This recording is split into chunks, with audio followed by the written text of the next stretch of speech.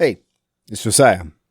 And this is the last free episode of 2025. We are sending off this year with a classic Josh and Alien get obsessed with a director type of episode. So yes, today we're talking about the filmography of Kevin Smith. As you can see by the episode length here, this one ballooned into an absurd project. The three of us got a bit obsessed with the subject matter to a point it genuinely drove us insane. This episode is truly a descent into madness and probably a terrible way to spend the holiday season, but if you want to have a bad time, join us as we explore a director who has made one certifiable classic and a handful of movies people will say, "Hear me out" about. I'm your Virgil here. Let's tour hell. And if that all seems too mean to you, you have some affection for Kevin Smith, I understand, and I promise you that we give these movies a fair shake. It's not going to be all negativity. We definitely talk about things we like about Kevin Smith and go to bat for some of his stuff. There are some endearing stops on our voyage into hell, but it's still a voyage into hell. Sorry. Now, this may be the final free episode of 2025, but it won't be the last episode of Fruitless for 2025. And if you want to hear more Fruitless before the month is up, you could support this show on Patreon. For a mere $3 a month, you get access to a whole back catalog of exclusive episodes, as well as 2 new ones each month. You also gain access to the Fruitless Discord, as well as the occasional deleted scene from a main feed episode. If you're not quite ready to support the show on Patreon, consider just leaving a review on Apple Podcasts. It helps out with the algorithm, and I might read your review at the top of an episode. All right, with all of that out of the way, let's descend. Let's talk about Kevin Smith. You are listening to Fruitless, a podcast hosted by me, Josiah Sutton.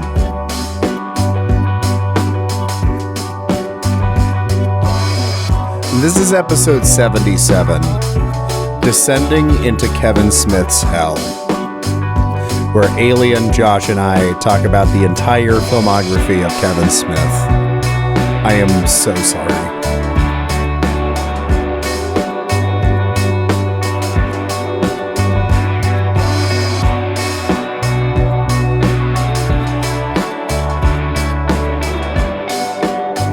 Why did we do this?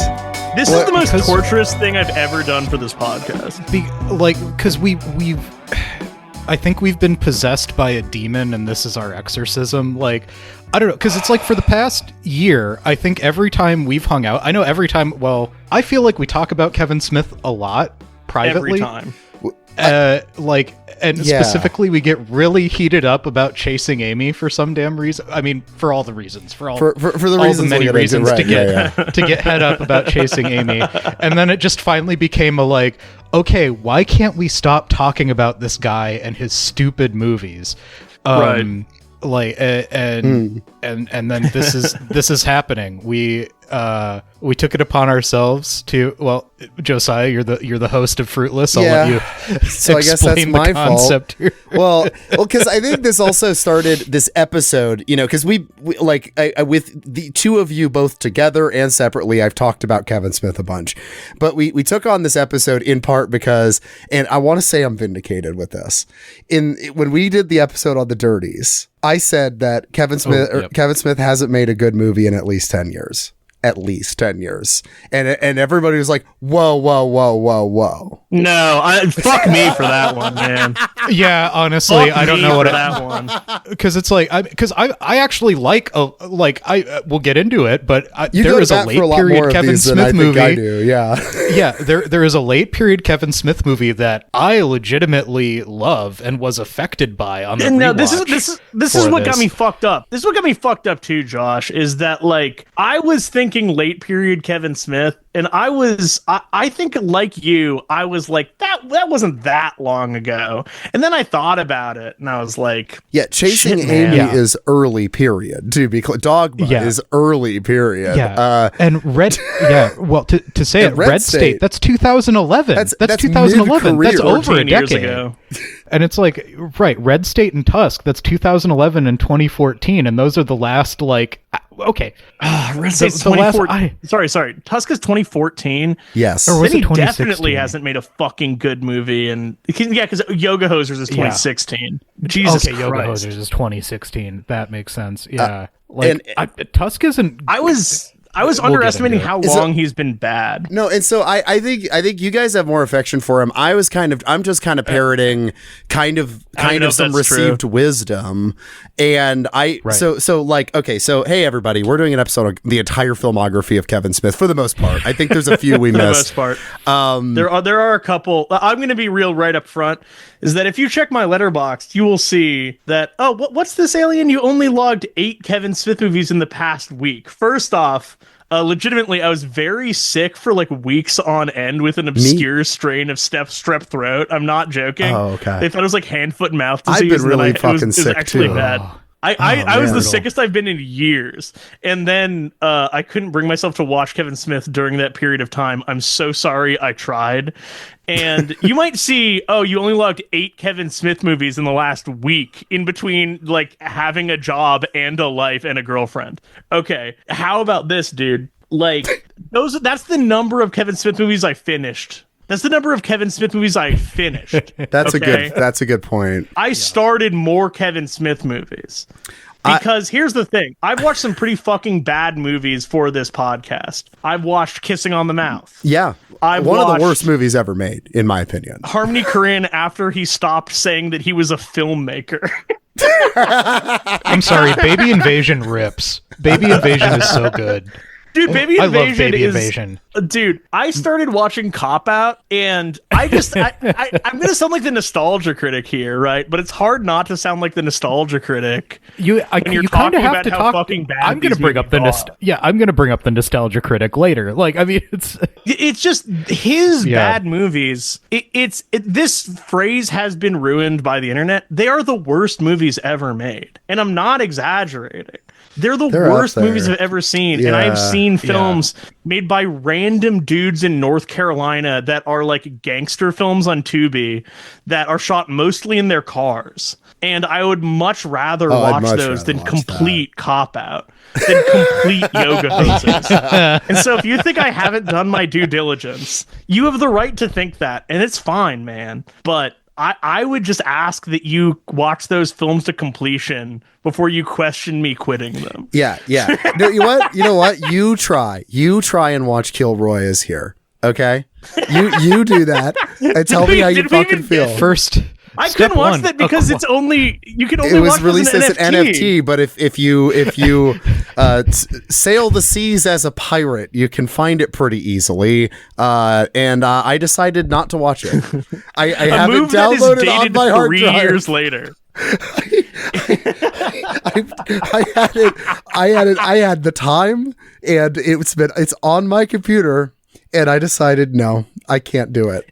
Is this the most catastrophic fall of any filmmaker of all time, considering that I would probably rate 0 of his movies over a 7? I think so, because I would put Clerks higher than that, but yeah. So then it's even worse for me, because it's a free fall. It's from like a 9-star movie to nothing above a 5 after that. Yoga Hosers is a 0. It's a 0. It's worse than the worst film I'd ever seen at that point, Kissing on the Mouth, by a lot. Yeah, which Josiah, I also saw for this podcast. You hate Joe Swanberg. I hate Joe Swanberg. Okay, that's the question. Do you hate Kevin Smith with the burning rage? No. Okay. No. And I think that's the thing I feel bad for Kevin Smith, and I don't feel bad for Joe Swanberg. And that's a meaningful difference. I don't really know why I feel bad for Kevin Smith. Into that. Let's do a quick, what's everyone's personal relationship with Kevin Smith? How about that? Me and Josh, I think, have the same entrance point. But let's do it. Okay. Yeah. Josh, you go. Yeah. Okay. So I feel like I represent kind of the second wave of Kevin Smith fans. So it's like there's the early 90s guys that were with him from the beginning. I discovered Kevin Smith in middle school, and my first Kevin Smith film was Jay and Silent Bob Strike Back, which is an insane pick for a first Kevin Smith movie. That's because it is a movie made up completely of references to other Kevin Smith movies that I hadn't seen and barely knew existed at that point. I gotta ask, what was going through your head when Ben Affleck looks at the TV and goes, "I wish I was dating a lesbian again"? What did you think that meant? I don't know. I just thought it was funny, man. Right? Yeah. I thought it was like a grown-up joke. I thought it was a grown-up joke that I wasn't, because that's the experience of like watching a ton of like, I think that's a forgotten bit of like childhood movie watching is like, you these things exist in a world that you don't really know about. So there's just, you skip the stuff you don't know, you latch onto the stuff that's familiar. Yeah. And then if it kind of sticks around, you go and like try to learn about it later. But yeah, it felt like when I'm watching most things, I'm taking things on faith. So when it's like, it's that stuff like that, it's like, okay, this is supposed to be important. Oh, I bet he's just making a grown-up adult joke that my little middle school brain is just not picking up on. And I mean, there's just enough like, I mean, just the amount of fuck words in that movie was enough to keep me hooked. Hell I mean, yes. I thought Jay and Silent Bob were, I thought they were just fucking hilarious characters, and I thought they were so cool. And it was just like this look into this world, like as a middle school evangelical kid that like saw this at a Halo party at my friend's house in the like 6th or 7th grade. Like, I mean, it was just like a revelation. It's like, I didn't know a movie could be like this. Dude, I'm a good bit younger than Josh. I want to say that the only difference probably in our experience of learning about this movie is that I learned about this movie through YouTube clips.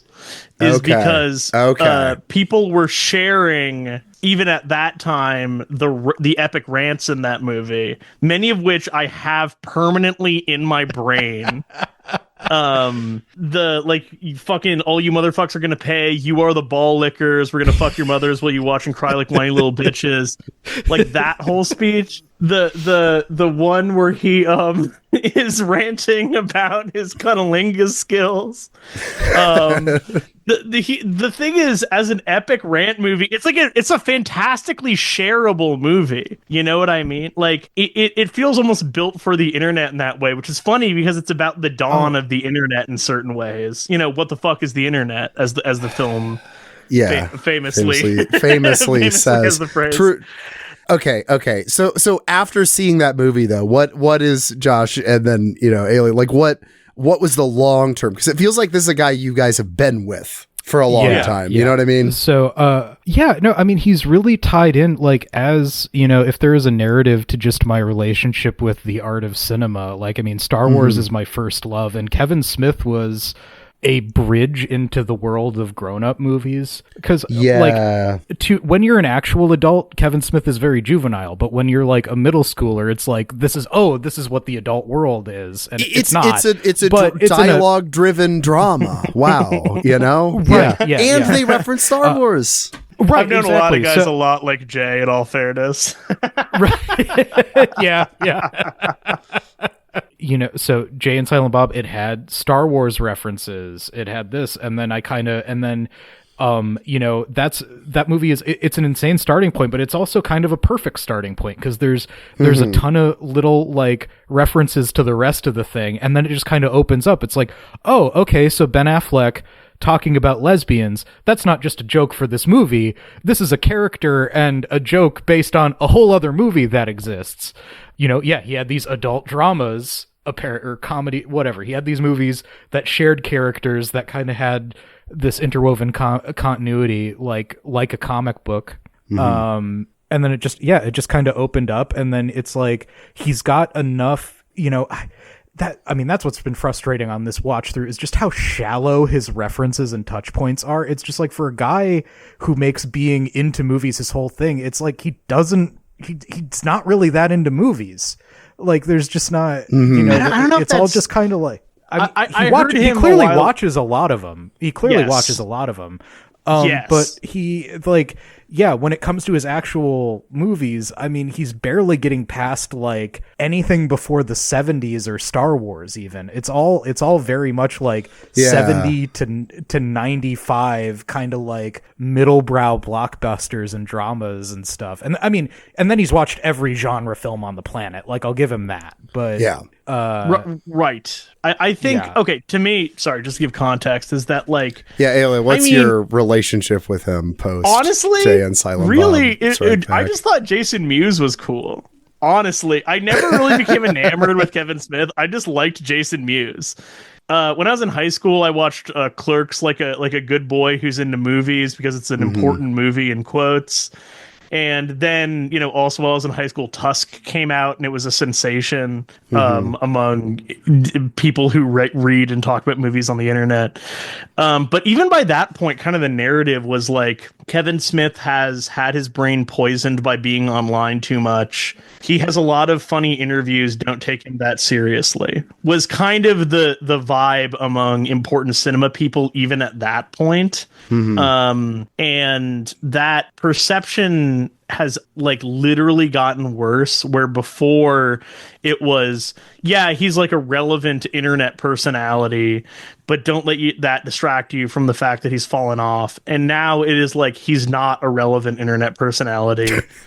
He has a podcast. He cries a lot. And like that is his legacy, I think, for the next generation, is that he's the guy who made Tusk, and he's the guy who like cries whenever a Marvel movie comes out. Oh God, yeah. I think if you're 19, that's what you know Kevin Smith for, is Tusk and crying. Yeah. If you know him at all. Okay, and I think, it was his Twitter feed that I think, like, I was in college and then, followed his Twitter feed. That fucking... Oh, God, I don't even want to say it. Yeah, we don't have to say the tweet. Everybody knows. Poning my dick. It's so dirty. She pones my dick. Is that what we're referring to? It's so disgusting. I think was quoting Jason Mewes earlier, but that is way too far, man. I don't know. I think it's kind of sweet. It's sweet in a way. It's not that it's too like, it's not immoral, but like, holy shit! No, it's embarrassingly cringe. It's brutal. Like, he is like the poster child for like, it's funny because he's a man ahead of his time, and that he's a man who was millennial cringe and Gen X. Yeah. No, that's interesting. So, right. Having been alive for like, I mean, my first brand new to me Kevin Smith movie was Clerks 2. Right. And in high school, me and my shitty friends, we loved Clerks 2. But, there was a while he could do no wrong. I think I felt betrayed by Jersey Girl because I just wanted him to keep making the View Askewniverse movies because I was just so sold on that project. That's a sweet movie. I should watch it sometime. And then just kind of like, thought he was too embarrassing online, never really got into the podcast, never really, kind of fell off, came back for Red State, didn't really get around for Tusk. And then just like, I remember vaguely when Yoga Hosers was announced, I'm like, okay, that could be fun. And then I just never felt compelled to go see it. or follow up on it, and everybody's like, it's trash, he's over. And then I'm just like, oh yeah, he's over. And then you weren't wrong. And I was also kind of like, okay, man, this is a guy who should be getting like Marvel assignments. Why is he and then he's just not a good and reliable filmmaker. Like he's he's not good enough to actually get into the Marvel machine. Like, he is not technically competent enough. And it's so sad. And so then he's relegated to just this really embarrassing cheerleader for and he largely cultivated the audience that went on to make these things so successful. And so it's a weird, sad story, and he's become a weird, sad man. Yeah. Right, which is interesting because how it started, segue, was that he was an extremely promising filmmaker. Like, at least he was a guy who was like considered, what was the phrase? David Mamet meets Howard Stern. Yeah. Right. He's the original dirtbag left. It's so cool. It was amazing that people were heralding him as the next Woody Allen.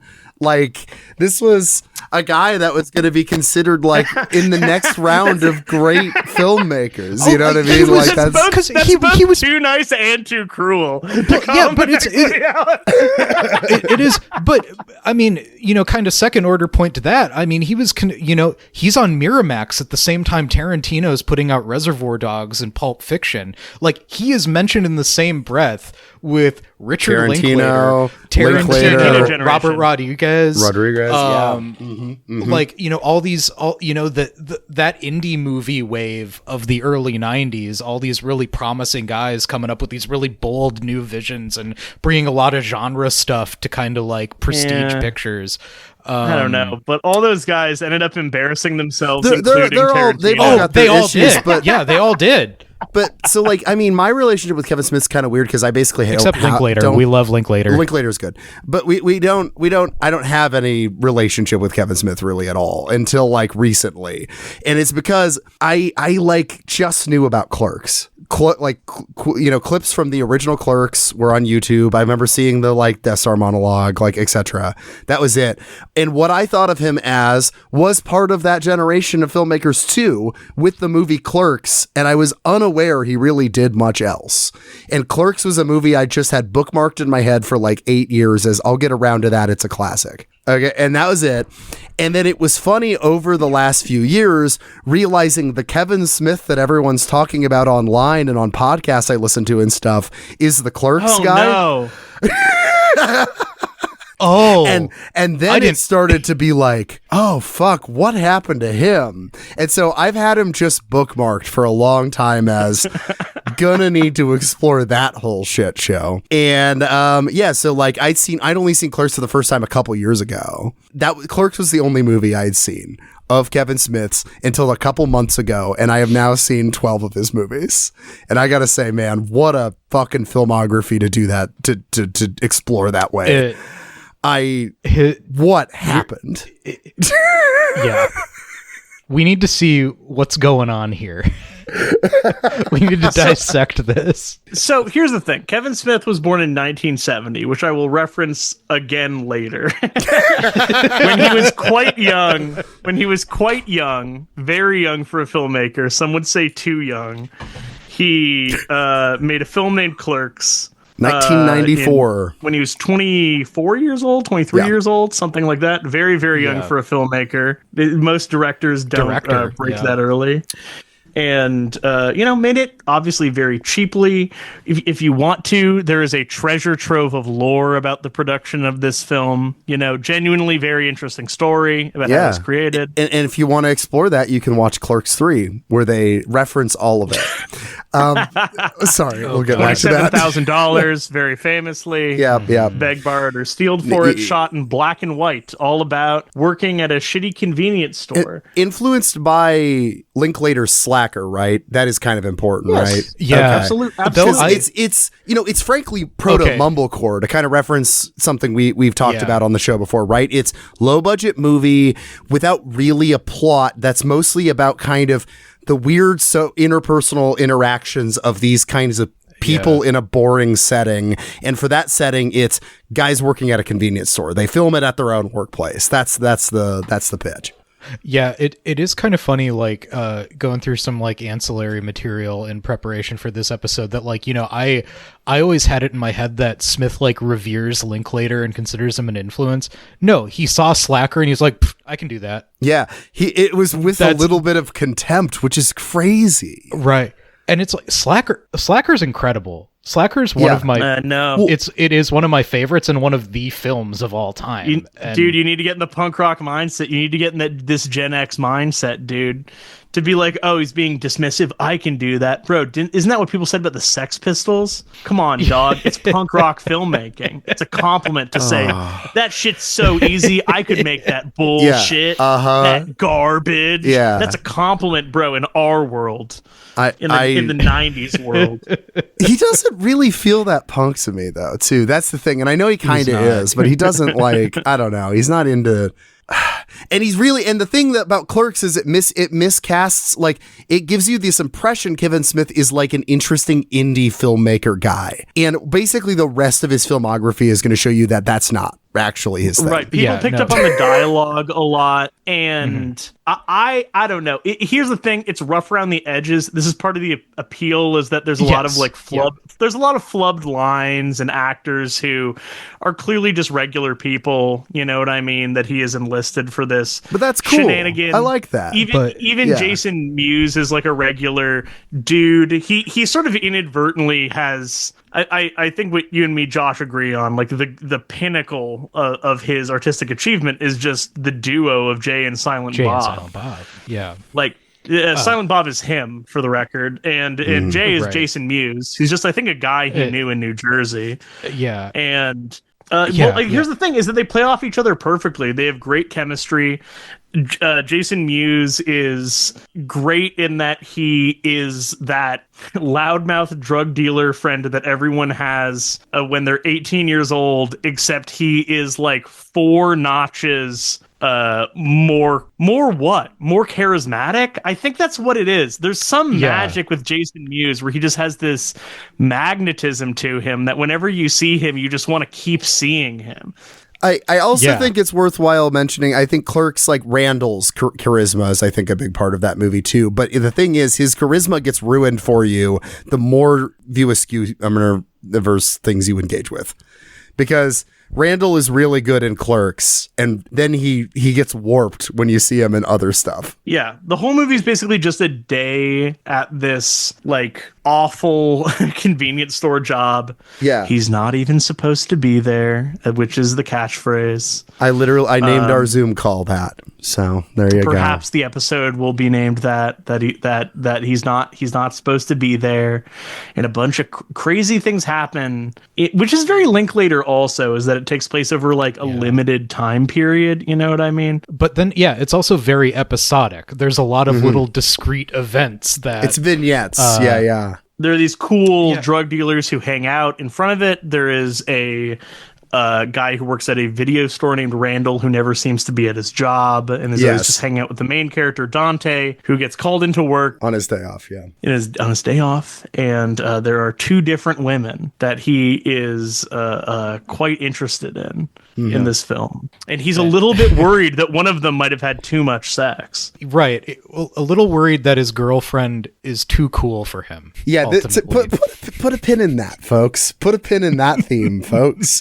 So you got that going on, but the broad appeal, I think, of Clerks that I think makes it work really well is it taps into a real specific kind of, Gen X malaise, but I think it transcends generations a teensy bit.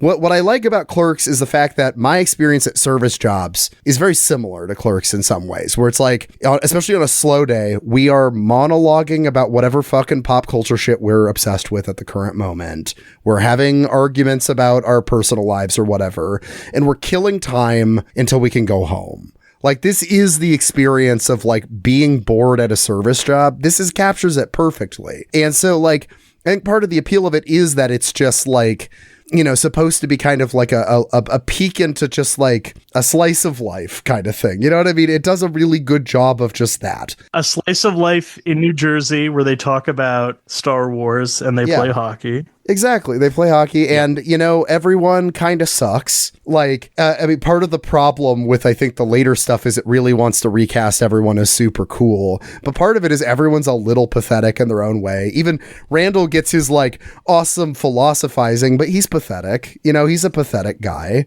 And Dante is a pathetic guy and his problems are pathetic. And the 2 drug dealers outside are pathetic and everybody's working. Well, they're the least pathetic. That's kind of the joke of it, is that, like, even sort of Randall mentions it, is that like Jay is the least pathetic character because he has no pretensions about what his role in society is that he's just totally embraced this position that he's in and has turned it into a kind of artistry. Yeah. Or even, Randall even kind of gets that, like, that, the thing is, like, Randall's able to call Dante out. It's like, shit or get off the pot. Like, you're at this point, you can either embrace this life like I do, like Jay and Silent Bob do. You can stay here and just accept the quick stop, or like you need to move on and you're clearly fucked up about this.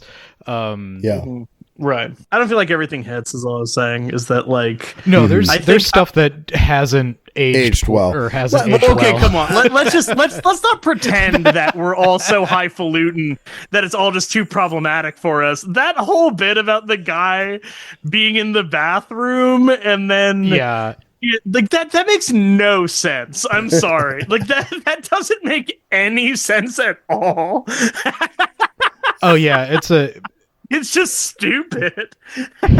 Like, yeah, sure. Okay, it's problematic, obviously, right? Right, sure. But it also is not funny in not insignificant chunks of it. But okay, you know what's an important thing about Clerks that is going to be is where you start to get disenchanted with Kevin Smith as you go forward. Is Clerks, because of its budgetary style and its kind of amateurishness or whatever, seems like Kevin Smith has a really dry sense of humor. It's like it's a little subtle about its jokes in a way, and it's merely an accident of the conditions he's making the movie in. Because once he gets a budget, he's Looney Tunes, motherfucker. You know what I mean? He's like right in your fucking. You mean on the very next fucking movie he makes? Yeah, he wanted to be way more goofy than he is in this movie. But so much of what Clerks works about Clerks is that it's so like kind of subdued and boring and banal. Like the setting is that way, you know? And then the like kind of weird things that happen are kind of like half funny and just kind of surreal, because that's what fucking work and service work is like. You know what I mean? Like, just weird surreal shit kind of happens. I don't know. Proletarian cinema, genuinely. It is, unironically. Yeah. Yes. And then it became wage worker cinema. Then he got too much money. He got too much money. So Clerks was a massive hit, right? And that was the problem. This is where everything goes wrong. Is big everybody hit. Is because everyone's like, this is the next David Mamet, this is fucking Woody Allen, this is next Scorsese, whatever. Like everybody's like, this guy rules. Scorsese. I'm pretty sure some people said that. I'm pretty sure some people said that. I might be making that up though. I don't know if you watch Who's That Knocking at My Door? It's kind of similar to vibe Clerks has, actually. Generous. It's generous. an incredible. I think it might be a better movie than Clerks, but yeah. Anyway, yeah. But so he gets really successful, and what I think should have happened if he was going to be successful, I was pitching you guys on, is a happier Kevin Smith is a Smith, where he got into sitcom writing at this point. I think he got into TV. He does like a workplace sitcom or something. But that's not what happened. I can see this. I don't know when it happened exactly. I don't have the timeline in my brain. Can you look up when Clerks the animated series came out? Yeah, that was later on. That's got to be like late 90s or maybe even early 2000s. 2000. If it's any time. Oh God, that's 2000. Too late. Never mind. Wow. That's too late. That's too late. Yeah, that's way too late. He needed like right in the 90s to have like, frankly, the problem is, he needed in 1 year. He needed to get it in 95. He literally needed to get it in the year 1990. Yeah. I think Kevin Smith would have been a better artist if he'd gone like a Ricky Gervais route. And I'm not saying Ricky Gervais is perfect by any means, but you know what I mean? Ricky Gervais, that's cruel, Josiah. I'm for real. Like, take a break, do like a workplace sitcom where you have a bunch of people that reel you in when you can't just run wild with your vision. You know, you have collaborators, you have showrunners, you have, like people around you that have to keep you in check. And then eventually you make a movie come like mid 2000s. I think he would have been better off then. Okay, either sitcom or he'd have to write for like late night. Or something. Or late, yeah, that's not a bad idea either. I mean, because it's like I think SNL. He's too invested in vulgarity to ever get in. Like, because I was just like, ooh, what would it look like if Kevin Smith like parlayed his indie success into like a staff job on something like news radio? And I think he'd eat shit because it's like. Mm-hmm. I don't know. He's going in with like experienced comedy writers that are used to writing with constraints. Yeah, I think you're right, because there really wasn't the model for a kind of vulgar sitcom at the time in the same way. I think in the 90s, I think now you could say like, oh, he could have been a writer on a show like Shameless or something, but that doesn't like exist at that time. It does. So you know what I mean? It doesn't really line up. Yeah. Yeah. I don't know. It's right. Yeah. But it's like, he should have just gone right to Rick and Morty if that existed at that time. Exactly. I totally. South Park, maybe. But yeah. He could have gone to South Park. Right. Oh, right. Man. That's the thing is like, to get the best possible outcome for Kevin Smith, he needed to be in like a late night or cable TV writer's room. Right. But he wasn't acknowledged quite as a comedian yet at this time, which like later on his stuff is so clearly bent toward comedies, but Clerks wasn't treated as a comedy. You know what I mean? He was acknowledged as a serious filmmaker. Exactly. I know, that's so fucking insane in retrospect. They mix fucking Mallrats. We looked at some alternate possibilities, but none of this happened. Instead, what he made was Mallrats. And you know what I'm going to say? I still kind of like Mallrats. I think Mallrats is still an okay Mallrats movie. is fine. Sorry. I like it. I have a lot of. I did not rewatch it for this episode, but it is a film I owned on DVD. I've seen it many times. I like it. It's like it's yeah. It's not as good as Clerks. I have fond memory. No, it's nowhere near as good as Clerks. But it's like, I don't know, it's funny. To me, there are jokes that made me actually laugh in Mallrats, which is not true of a lot of later Kevin Smith stuff. Ben Affleck is in that movie, which is important. Yep. That's where he starts his relation with Ben Affleck. You got Jason Lee in there, also important. I mean, did Kevin Smith really kind of launch Jason Lee's career after his pro skateboarding? Yeah. Oh, there's a joke on the DVD commentary where he's sitting there with Ben Affleck and he's like, "Yeah, Michael Bay saw you in this. Is like, I got to put that motherfucker in space." That's pretty funny. Mallrats is kind of a critical bust, though. People are not feeling it. Well, and in a lot of ways, it's a retread of Clerks because it's just like, okay. And what about consumers? What do you mean? Like, do people like? No, I mean it's just Clerks. Clerks is the idea of what if you were working at a shitty job, and then Mallrats is what if you went to retail locations and purchased items at those retail locations. While that is true, there is also like I do think a Gen X malaise of like hanging out at the mall with no like nowhere to go, nothing to do. Sure. Like it is still like tapping into a like thing, although that is true. It is kind of consumers. And I don't know. It's got more of a budget though, and it's getting more ridiculous. And so the thing about Clerks is so much of the success of Clerks is about, the low-key nature of it. But Mallrats isn't just about like a low-budget movie filmed at a mall where they're just hanging out and monologuing and shit. It's like there's like a game show happening at it. I watched the extended version where like they have an accident with a musket at like a historical reenactment like event thing and almost shoot the governor, which actually does create a funny joke throughout it because everybody's like, "Hey, aren't you the guy that shot the governor?" Whenever they like he walks by, and that's I don't know. It gets funny after like the fifth time that everyone just recognizes him as anyway.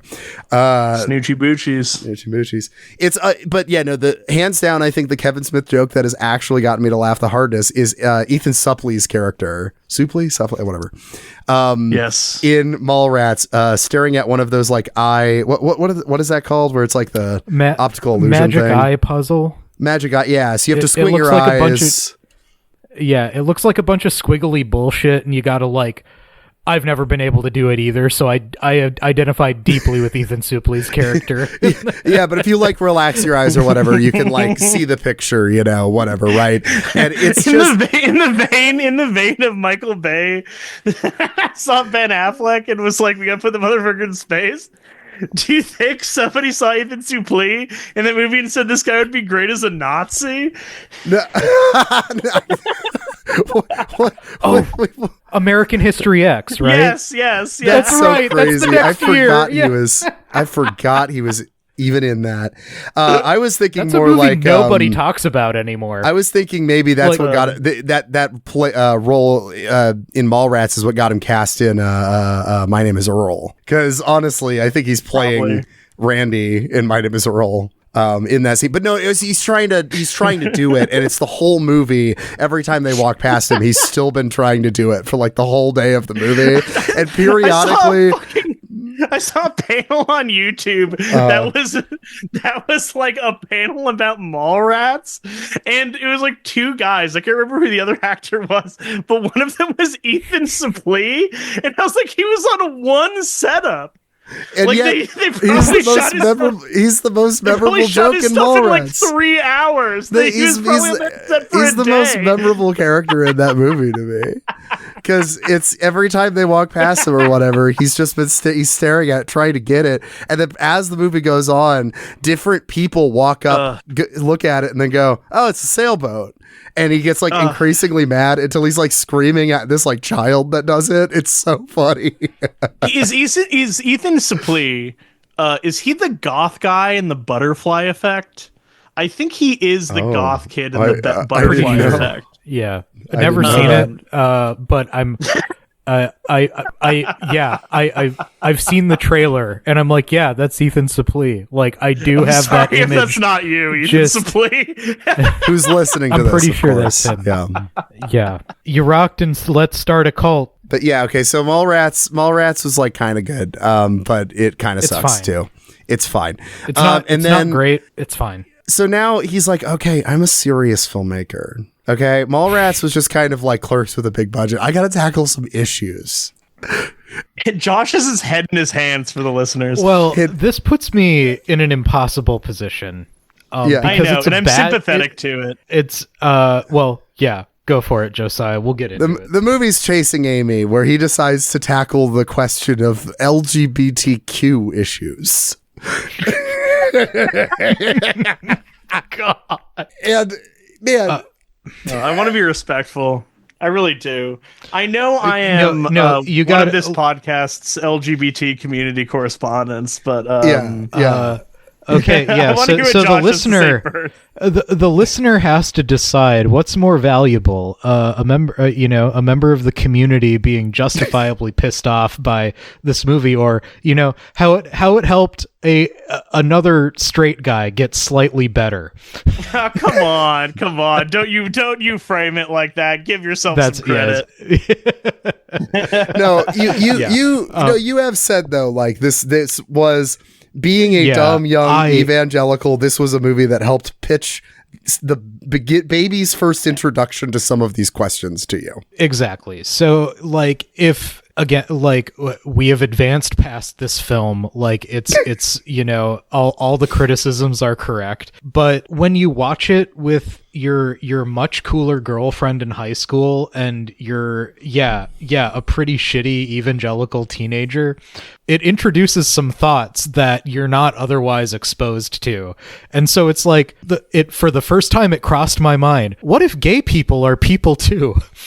Unfortunately, this is the piece of art that made me have that realization. Look, I don't want to discount that experience because I think that's what it was made for, right? Yeah. If you don't know, as a listener, Chasing Amy is a film that I purchased the Criterion DVD for. I do own the Criterion edition of Chasing Amy as well. The Criterion collection, ladies and gentlemen. It is in the Criterion collection. Legit. In the Criterion collection. Clerks is not in the Criterion collection. Chasing Amy is in the Criterion collection. Look, here's the thing. If you're an LGBT listener to this show, then you will know that Chasing Amy is like probably literally the most discussed film in the history of LGBT discourse, just in terms of like the number of hours over years devoted to picking it apart. And longest thread ever locked after 500 pages. Literally, we locked the thread after a certain point. And is Chasing Amy problematic? The thing is that it's a movie about Ben Affleck dating a lesbian. Mm-hmm. Okay, look, here's the thing. None of the gay people seem like gay people in this movie. Yeah. This is a bizarro world. It is problematic. What am I even saying? You can read so much about the LGBT response to Chasing Amy. I think it lacks verisimilitude. You don't understand why she's attracted to Ben Affleck. It comes off as like a weird fetish thing. And it's like it feels creepy. I don't think it ever says the word bisexual too, which is baffling. Never once. Because that's like we can square this circle, guys. There's a word for this. I think it has some merit in terms of educating cisgender heterosexual people about. Yeah, you need to airdrop pallets of this over like Oral Roberts University. That's what this is used for. I think that it has some merit in terms of educating heterosexual people about very elementary elements of queer life. However, as a queer person watching this in 2025, which I say with full disdain is not the intended way it's supposed to be viewed. I found those conversations extremely boring because they were covering things that were so basic that it isn't even interesting to hear them explained to heterosexual people to me, to be completely honest. I found the conversation about what constitutes virginity interminable. I thought... Well, I mean, we're dancing around one of the major problems of this film, right? A lot of nonsense, frankly. He doesn't get anything wrong necessarily. Actually, I'm gonna go back on that. I don't know. I think that it's fine as a pamphlet. It's fine as a pamphlet. Fine. It's well intentioned and sincere. It's just that Kevin Smith is a deeply incurious man. And I don't think it's a film. Okay, look, really the most offensive thing is the gay male character, who seems unreal as to be bizarre. And also, I mean, frankly, it's most offensive toward him, not even just because of his gayness, but because of his blackness. That's where it really gets... Actually, it's quite a Kevin racist Smith's got an issue with race, kind of in general, we'll get into later on, I think. That's he doesn't act like a gay person. There's a repeated problem where, like, I don't know how to describe this if you haven't seen it, but like, if you are a gay person watching it, then the things that specifically that character says in response to the ignorant things that Ben Affleck says seem very bizarre. Like Ben Affleck at one point is anxious.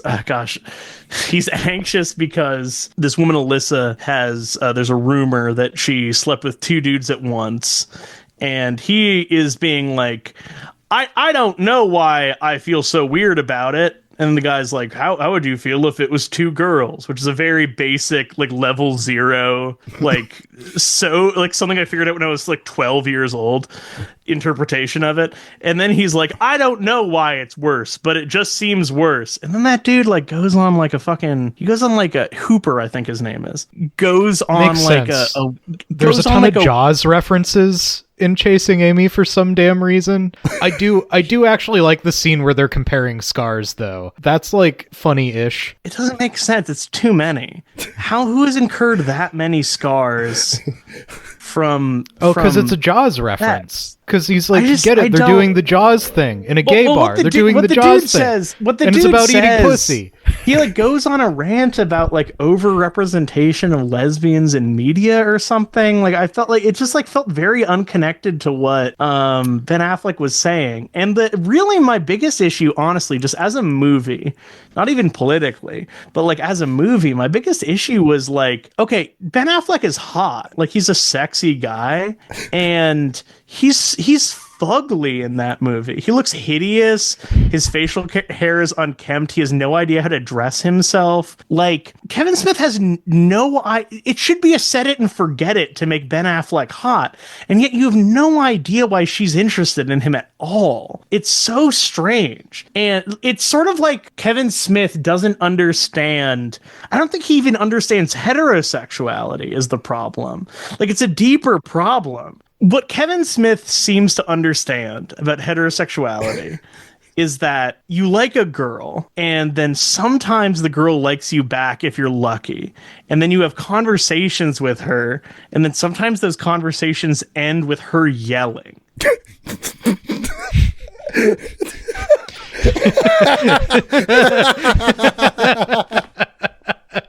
And that's kind of, that's... There's some moments that were cute. I think the cutting between them having an argument and the hockey fight was cute. I think that Kevin Smith as Silent Bob, it gives probably the best performance in the movie, which is probably a bad sign for Kevin Smith, the director.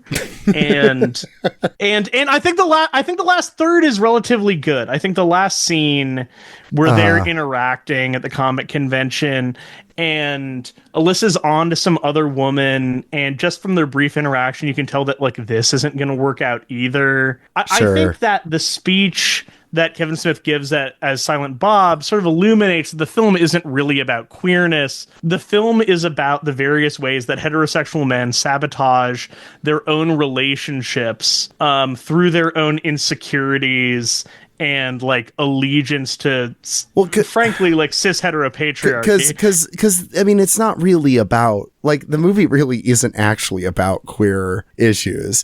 It's about, because that's the rug pull halfway through, is that he's like cool with the idea of being this woman's like the first man that ever wooed this lesbian into straight sex. But once he finds that, oh, she's just been bisexual and fucked a bunch of guys at one point, then he's having a crisis, because it's more really about body count, like anxieties. Like that's really what the movie's about. I don't know. You're convincing me that this is a right-wing movie. You're convincing me this is a right-wing movie, man. I don't know. Because then it's just biphobia, really, because and misogyny. Well, and I don't think he's saying that this is good, though. I mean, ultimately, the movie's about a guy having to get past that shit. He's not saying it's good, but he's giving a lot of fucking space for that perspective in a way that feels like he's legitimizing it. And the way the way that Jason Lee's character is handled is totally stupid. Oh, he's terrible. It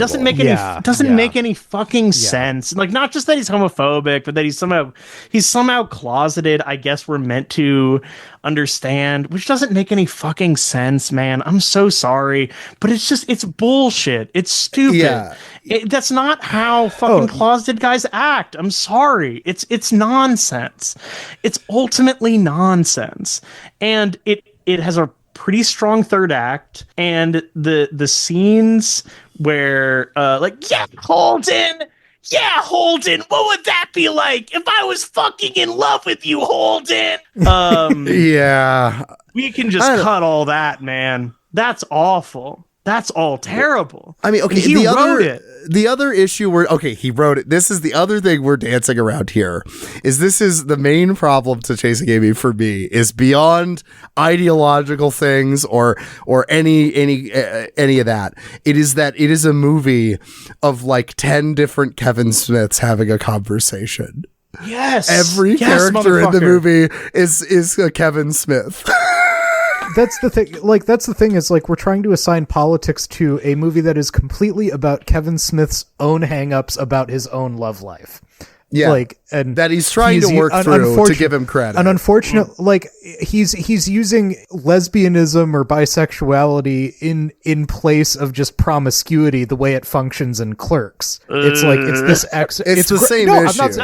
It's this. I'm just saying it's reducible to Kevin Smith himself, and it's like it's the same thing that kind of dooms him. Is like we're reading, like, Chasing Amy just got a bunch of extra significance read into it because it was like a mainstream movie that had queer themes, but then kind of danced around the fact that it's just like locked down to one cis-het guy's weird hang-ups about being a heterosexual. Yeah, and it's literally the same dynamic from Clerks.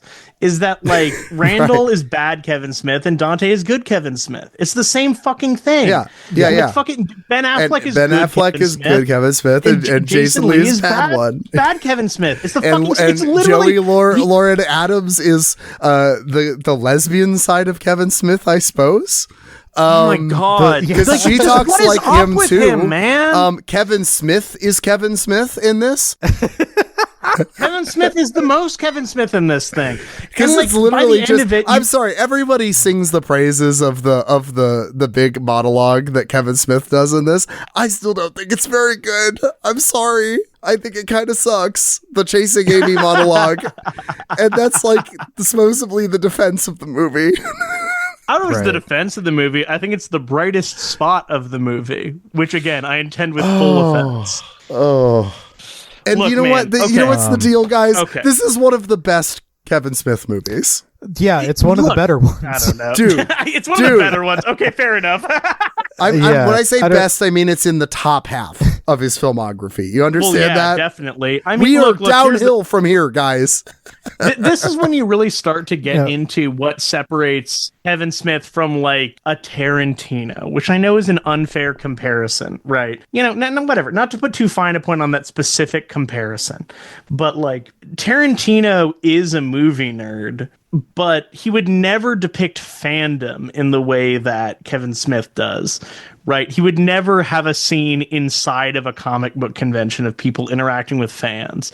It feels like Kevin Smith is like a notch too meta, which again puts him ahead of the times, unfortunately. I say unfortunately because it is worse and it is the direction that things were going, right? To go back to Clerks for a second, the genuinely funny scene where they're talking about whether it was ethical to blow up the second Death Star, right? The thing is that is like a humorous scene. However, it's hard for it to hit to me because like not only have I seen that conversation a million times, like that conversation has been published in like supposedly reputable outlets every single week since I was a teenager, right? To the point that it is even gauche to make fun of it. That it's something that like was being made fun of when I was a high school senior. Fucking Cass Sunstein, members of Obama's cabinet. Oh, God. He wrote a whole fucking book about the politics of Star Wars.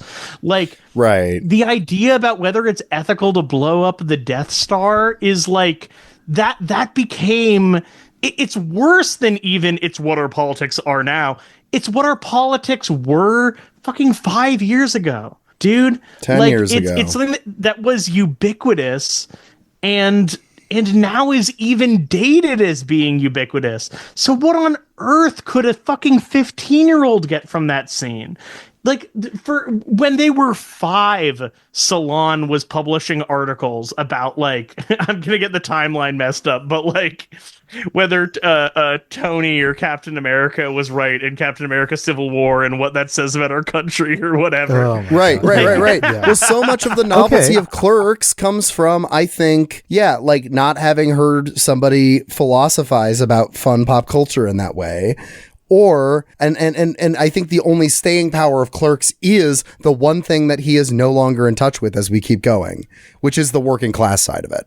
The having that conversation with a coworker while you're bored at work. That's what makes it still kind of work. And that's the part that Kevin Smith abandons. And the part that we get is a bunch of fucking meta philosophizing, which is just going to be the rest of his filmography. Well, so Chasing Amy is one of like 2 movies, I think, where this was like the period where Kevin Smith was like he was trying for loftier things. Right. So Chasing Amy, he supposedly tackles queer issues. And then, of course, he makes Dogma because he's got to tackle religion now. And Chasing Amy opens up a lot of doors for him. Chasing Amy does really well. Chasing Amy is ultimately the reason he's able to make Dogma in a lot of ways, because that film was so well reviewed and so revered when it came out. Which is crazy, dude. Like, everyone's in a delirium about Kevin Smith at this moment, I think. I want to be clear. I don't think that heterosexual people should be like barred from making films about the queer experience, right? I really don't. Because if I did that, then I would have to throw away a movie like Brokeback Mountain, which I think is incredibly beautiful and was made largely by cisgender heterosexual people. I just think that Kevin Smith is extremely bad at it. He's really dumb, and he makes movies where people monologue a bunch. He's inept.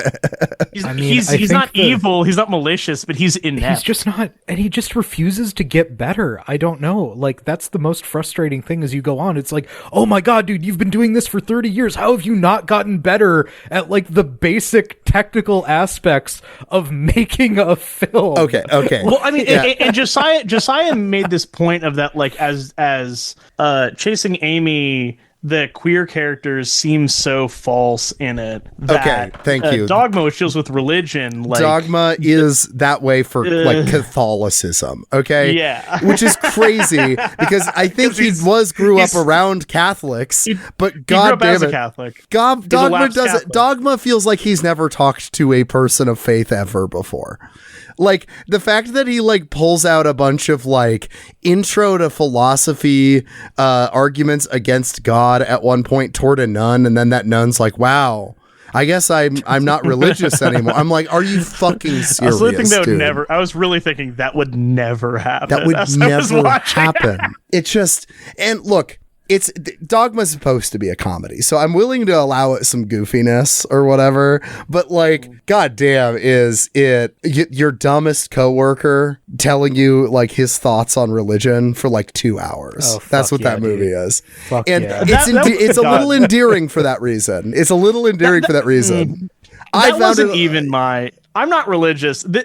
I kind of disliked this movie because look, star-studded cast. Okay, gotta say, Matt Damon, Ben Affleck, Jason Lee, Alanis Morissette. This is Alan Rickman, the pinnacle. of course. This is the pinnacle of like his Hollywood period. This is him cashing in all his chips. This is the big, like George Carlin walks out. Alan Rickman loved Chasing Amy, apparently, not a joke.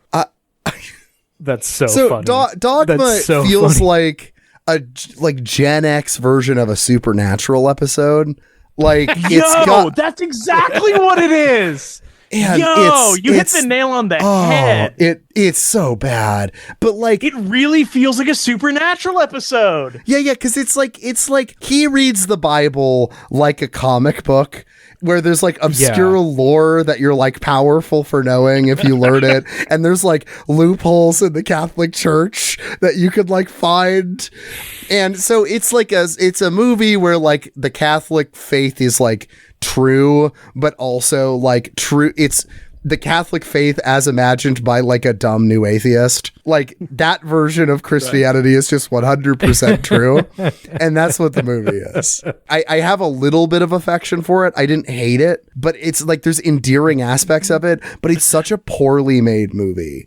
Like, the amount of times that something interesting happens off screen and all the characters make faces reacting to the thing you can't see, that happens a lot. The amount of exposition is brutal. It's just right, because isn't there a whole thing about like, oh, there's like a shit demon, and they talk about this like, oh, there's this shit demon fight, but it's never depicted because he didn't have the effects budget or something. No, that scene, literally, you just watch somebody beat up the shit demon, and it's just like Jay and Silent Bob making faces like, ooh, that looks painful. And dude, Jay and Silent Bob are cast as prophets in that film. That's that's right.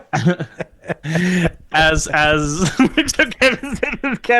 casting himself as a prophet of God. And frankly, I will admit that's one of the only jokes that I kind of find funny in Dogma 2, is it just being like the two dumbest like drug dealer guys are just like they just don't know it, but they're prophets. Like, that's pretty funny to me. I don't know. Even better, I think a reason I liked Dogma so much is because his version of Catholicism like was one that made sense to like evangelical prophecy brain, like the fact that like there's like hidden loopholes and shit like that is very like prophecy in the news type coded behavior. I don't know, my dad was kind of like a Bible code guy. Like I don't know, just like I was just uniquely prepared to just like get a lot out of Kevin Smith's like idiot musings about the world. So it's just like he hits at the right time. Though I don't know. Dogma goes down smooth. There's a compared to a lot of the other stuff that we're about to talk about. Yeah, you got to understand we're talking about Kevin Smith's golden period right now. Alan Rickman plays Metatron. George Carlin plays a priest, which is an epically funny joke in and of itself from the casting. Yeah, it's epic. It's like what Harmony Korine does. You know what I mean? It's literally worse because I know. I was saying that joke. I like it when Harmony Korine does it. Kevin Smith's career Kevin goes Smith on, is like Lynch. As Kevin Smith's career goes on, it becomes clear that there's like a divide between the actors he sees as his peers and the actors that he sees as celebrities. It's very bizarre how it shakes out because he treats Ben Affleck as like one of his homies, like just like a random actor he can cast. Yeah. And he treats George Carlin as like an insane get, which is not accurate even by the time Dogma comes out. George Carlin hadn't quite been canonized yet. Like, because he was still like living, you know? Yeah. He's ahead of the times, dude. He understood that George Carlin was an epic individual. Yeah. Okay. So much like George Takei. Here's a concept it's already been introduced because I independently thought of this while completely forgetting about the nature of Jay and Silent Bob's role in Dogma. But, I do want to talk about this idea of Kevin Smith as a Hollywood prophet, as a pop culture prophet. Yeah. Because I've been trying to think. It's like, okay, in trying to figure out what I just did to myself over this weekend and the past few days, and just like the feelings I felt, and trying to figure out, okay, what's the goddamn point here? What if anything? Takeaway? What did I learn here? What have we learned? I mean, we're not even halfway through this guy's not to do it again. But like, what of value can I take out of this time spent and these images viewed? Because the next film is Jay and Silent Bob Strike Back. It's like he kind of largely called where Hollywood and pop culture was going. The type of preoccupations and fandom as practiced by Kevin Smith took, like Alien, you brought up the Death Star scene from Clerks, like that has kind of taken over a certain level of discourse in respectable circles. The View Askewniverse is just where pop culture was headed. A micronation of enthusiasts that can just seal itself off, from the rest of the world. And while it's not the most pleasant watch if you don't have any affection for it, Jay and Silent Bob Strike Back is like largely indicative of where Hollywood was going in 2001. Yeah. What's so funny about it is that like Jay and Silent Bob is also pointing to the direction of what the rest of Kevin Smith's movies are going to be kind of like. They're going to be just like necrophilia. I'll just be straight. Fucking the corpse of Clerks, Chasing Amy, and Dogma. Okay. It's just going to be that for the rest of his career. I mean, there'll be experiments. Well, there's stuff to talk about, but it's really just that. But at the time, Jay and Silent Bob Strike Back was supposed to be kind of his farewell to the View Askew universe. It's like, okay, he's made Chasing Amy, he's made Dogma, he's getting into important things, he's becoming a filmmaker. This is my one for the fans before I'm like out. And that's so weird looking back because now he's making Jersey Girl, dude. He's making a real studio. You know what I mean? It's like eventually he's going on to be a filmmaker. If you haven't seen any Kevin Smith movies, all that being said, I would highly recommend you just watch Jay and Silent Bob Strike Back with no context. I think Josh compared it to like picking up a random comic at the comic book store that like you just kind of get thrown in the middle. Yep. And it's enjoyable on that level, I bet. Go to your local dispensary and ask for the strongest indica that they have. And then just roll up a blunt of that shit and just watch. Yeah. Jay and Silent Bob Strike Back. And just any time there's a reference to Kevin Smith's other works, just imagine that you are 13 again and that you don't know what it is. And you can just be, and you're just enjoying this story about these two wacky guys, and one of them goes on epic rants about how he's good at sex and loves smoking weed. And I swear it'll be such an enjoyable experience.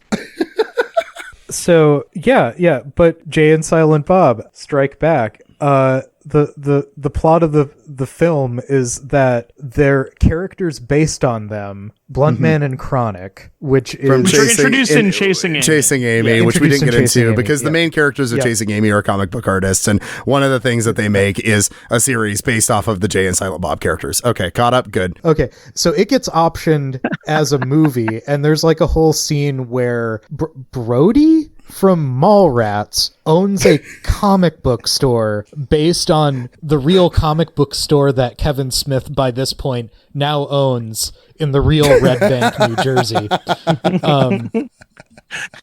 He is explaining to Jay and Silent Bob that, hey, now that the first X-Men film made ungodly money, all of a sudden Hollywood is all about comic book films. They're optioning everything. And they optioned Blunt Man and Chronic. Because, that's the thing.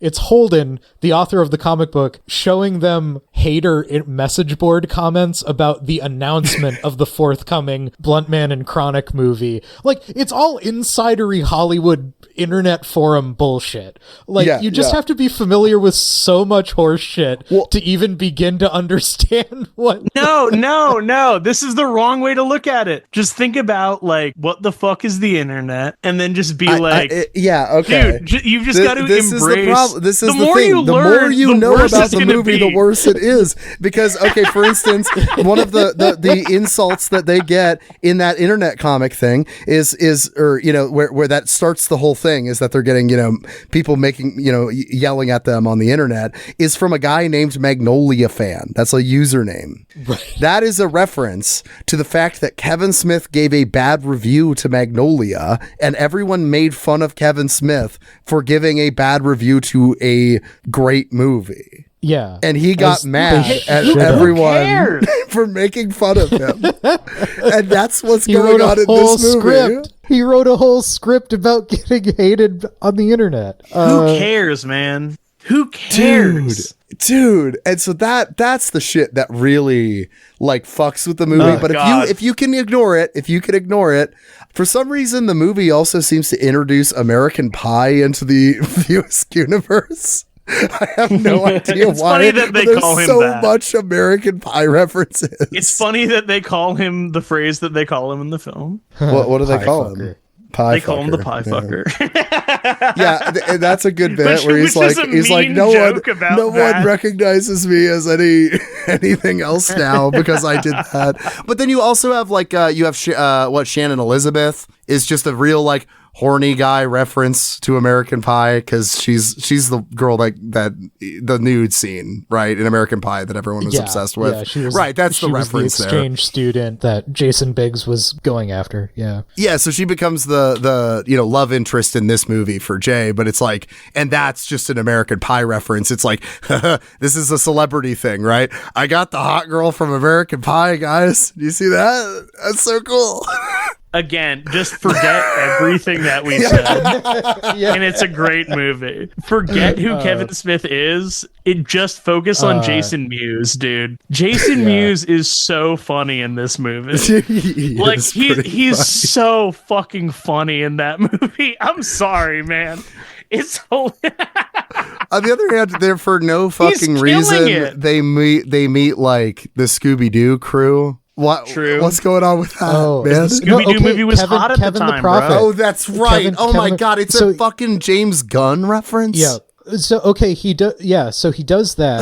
He does the dark weed smoking Scooby-Doo, and then like 5 years later. 5 years later, Venture Bros decides to stunt over his ass with their classic season 2 episode where they really lean into like deranged Scooby-Doo.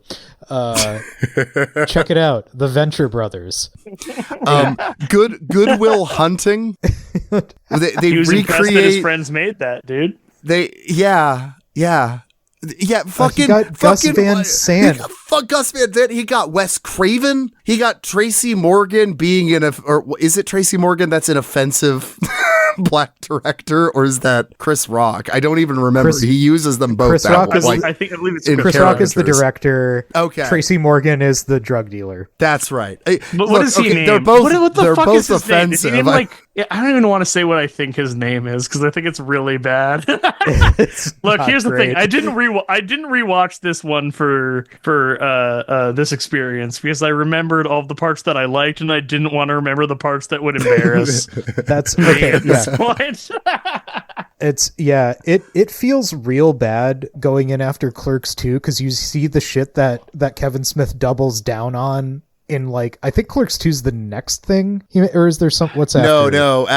So between that is Jersey Girl, and then it's Clerks 2. Then it's Clerks 2. Yeah. Okay. Now, this is the problem, man. Everyone who's listening is too late. You've got to just be 12. You simply have to be 12.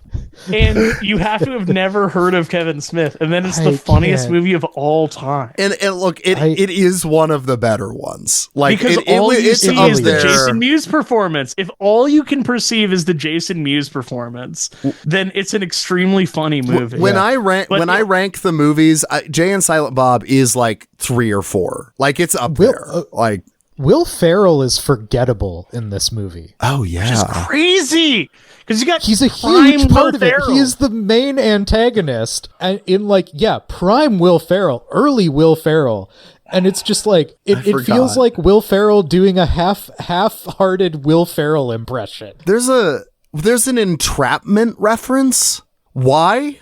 What? God. They do the mind. laser. Maybe this movie's bad.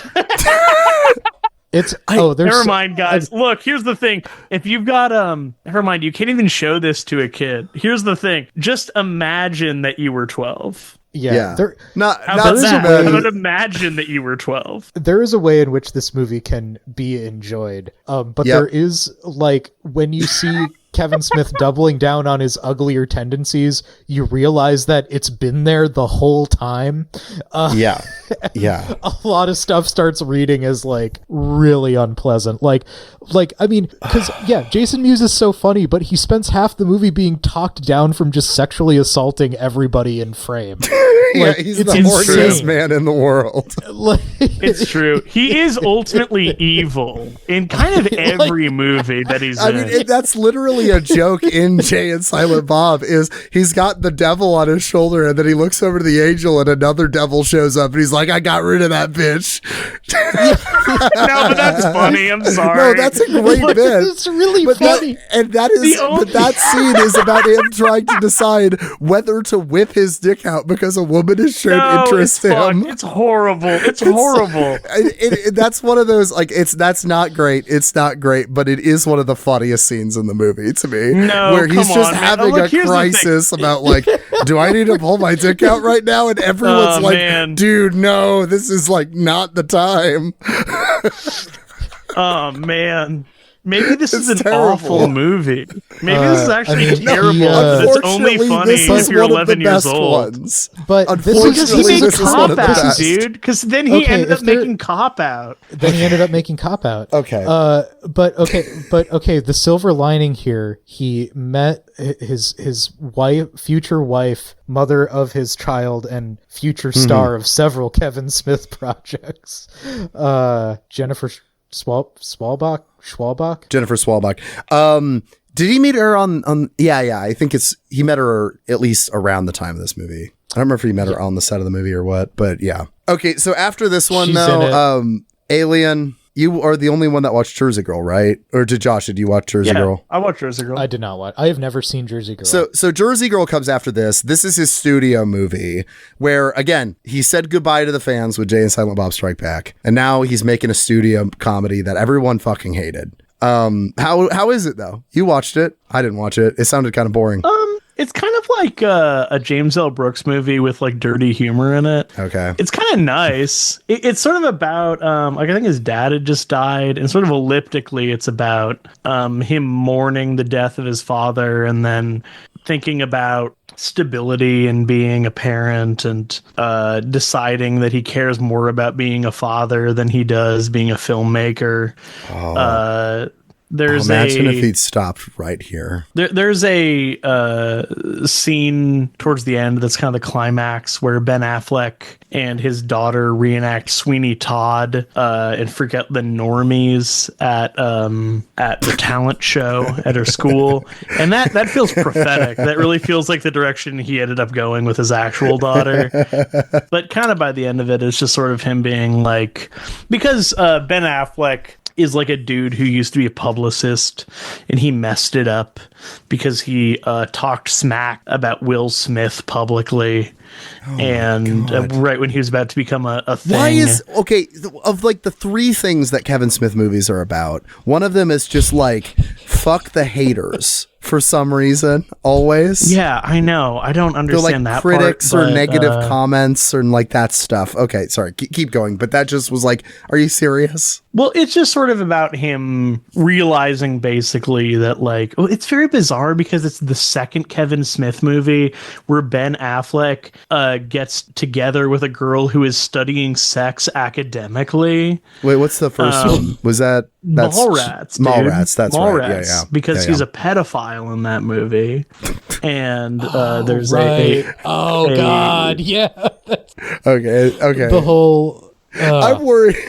I'm worried we didn't talk about Mallrats enough, and I would have had the same experience you just had about Jay and Silent Bob if you guys started listing Mallrats bits at me. It's just like, has he ever made a good movie? Now I'm starting to be like, are any of these movies good? Okay. No, but because Jersey Girl is normal. Jersey Girl is normal. Right, no, that's what Jersey we can Girl hold is like on a to. normie film. It's like just him trying to make a normie movie with some dirty jokes. You can watch that with your family, maybe mute it at the dirty jokes. My mom would like it. My grandmother, my grandmother had a huge crush on Ben Affleck, and she at one point said to us, mind you, she was like 95 at the time. She was like, "I just saw the funniest movie," and we were like, "What do you see, Grandma?" And she's like, "What's that movie where it's Seth Rogen and he gets the girl pregnant?" We were like, Knocked Up. She's like, Knocked Up. That was a scream. And so I hope my grandma saw Jersey Girl before she unfortunately passed, because I'm sorry to hear that. That's a movie that my grandma and my mom would she would have loved it if they saw it. It failed, I think, largely because of Gigli, honestly. I know that the Fleck was he had a few bad years. Gigli's just as bad as everybody says, by the way. You think you can reclaim it for kitsch value, and it's just Well, it's also kind of a Bennifer movie, is the thing, because and she's also a lesbian he has to win over. In Gigli, yes, actually. Yeah. What is going on? What was going on with society at this time?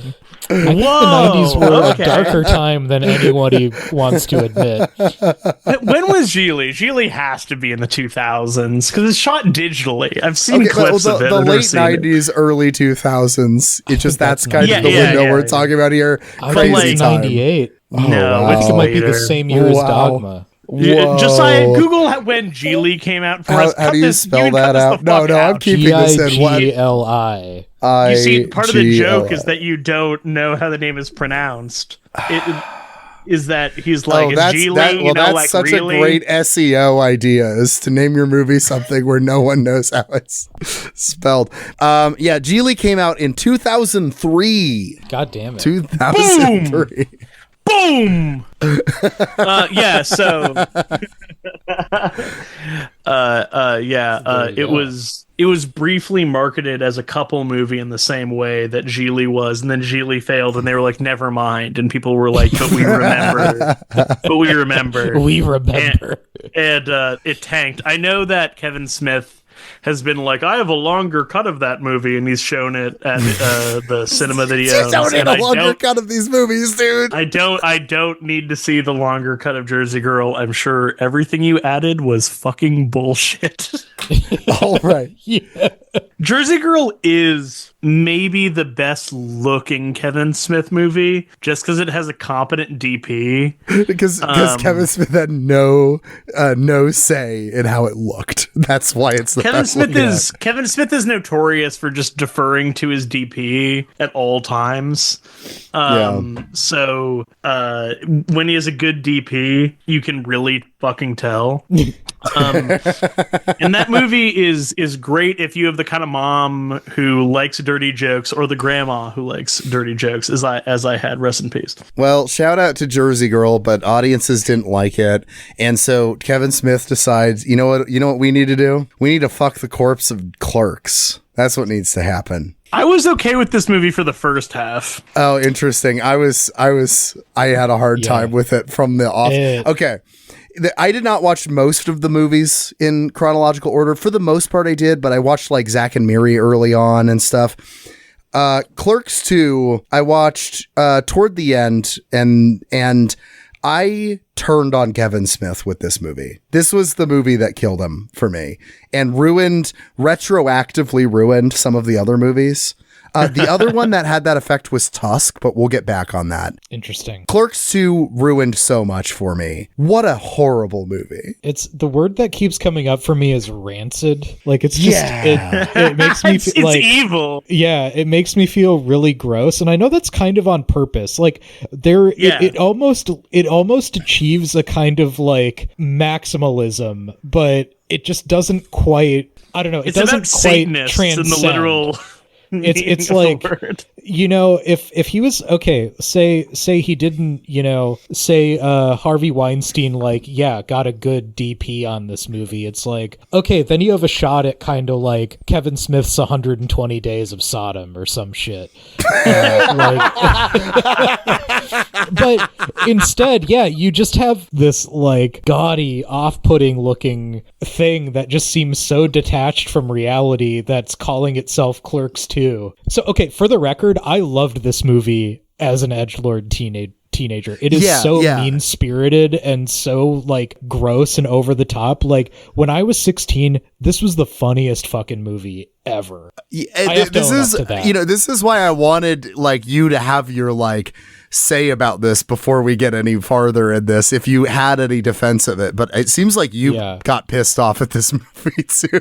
Yeah, so, no, I mean, maybe not. Okay, so there's a couple things, like, I don't know, I mean, I thought I didn't realize how much he just like ran these bits into the ground, but like, I don't know, Jay and Silent Bob being obsessed with the the King Diamond song, it's just called like Welcome Home or something, but it's that metal song they play and keep singing over and over again.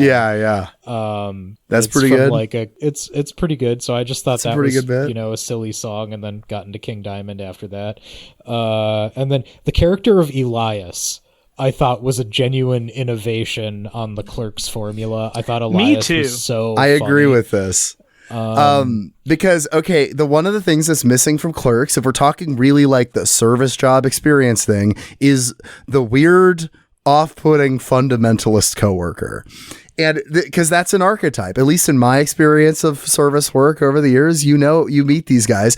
I've been that guy. Even like I've been the Elias when I was like in a high schooler. Yeah. There's something very true about Randall and Elias's dynamic, because it's like those two exact guys find each other and refuse to leave each other alone. In any workplace you've ever been. The weird fundamentalist is kind of compelled by the really like nasty, off-putting guy that is like trying to like spoil that kid's innocence. You know what I mean?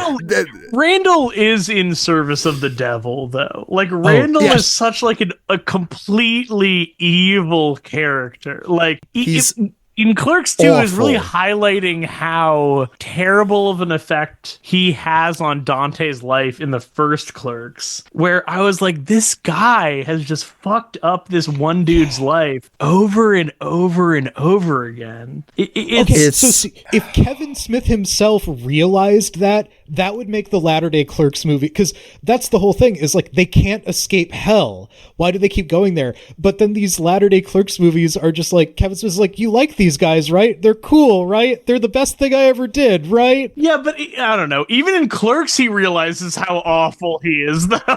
Yeah. The desperation is starting to get into Kevin Smith's voice with this movie. It gets to a shrill pitch by like the present. Yeah. But this is where it starts, because this isn't just like a shout out to my fans like Strike Back is. This is like I got to do something. People are turning on me. You guys liked Clerks, right? Right? Remember Clerks, guys? Right. And some of the dialogue is pretty tight, especially towards the beginning. By the end, I was like, Randall is such a completely rancid and like evil, freakish character who like embodies all of the worst, like lustful, demonic elements of mankind that I couldn't even do it anymore. Also, he says the N-word with a hard R like 3 times. Yeah. I mean, and there's a number of slurs. There's a whole bit about slurs in this that's horrible. This was during the period where Kevin Smith was experimenting with saying the N-word ironically in his movies.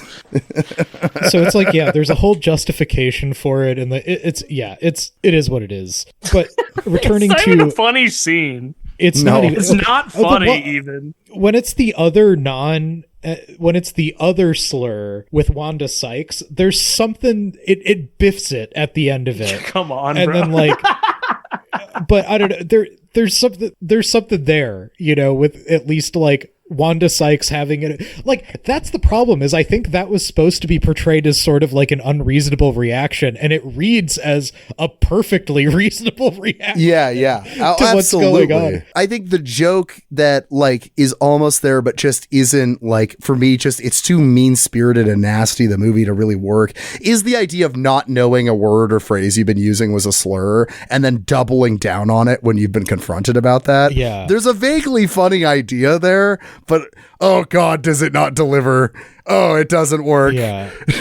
So speaking to Randall's overall demoniac status in this film, like invoking Kevin Smith the prophet, his diabolical the diabolical Randall, invoking Kevin Smith the prophet. What I tried to find, what I found valuable about this Clerks 2 as a document was like, you're kind of seeing in real time the elements of like Gen X nerd reaction kind of starting to cohere. Like, it's all like this stuff he's starting to complain about becomes the basis for the exact guys that are complaining about cancel culture in 2025. It's like you're seeing them formed here. It's like, it's like that, and yet he stays lib is what's interesting. Right. That is interesting. Like, right. But he's Randall is Randall is evil Kevin Smith. He's voicing like all of this,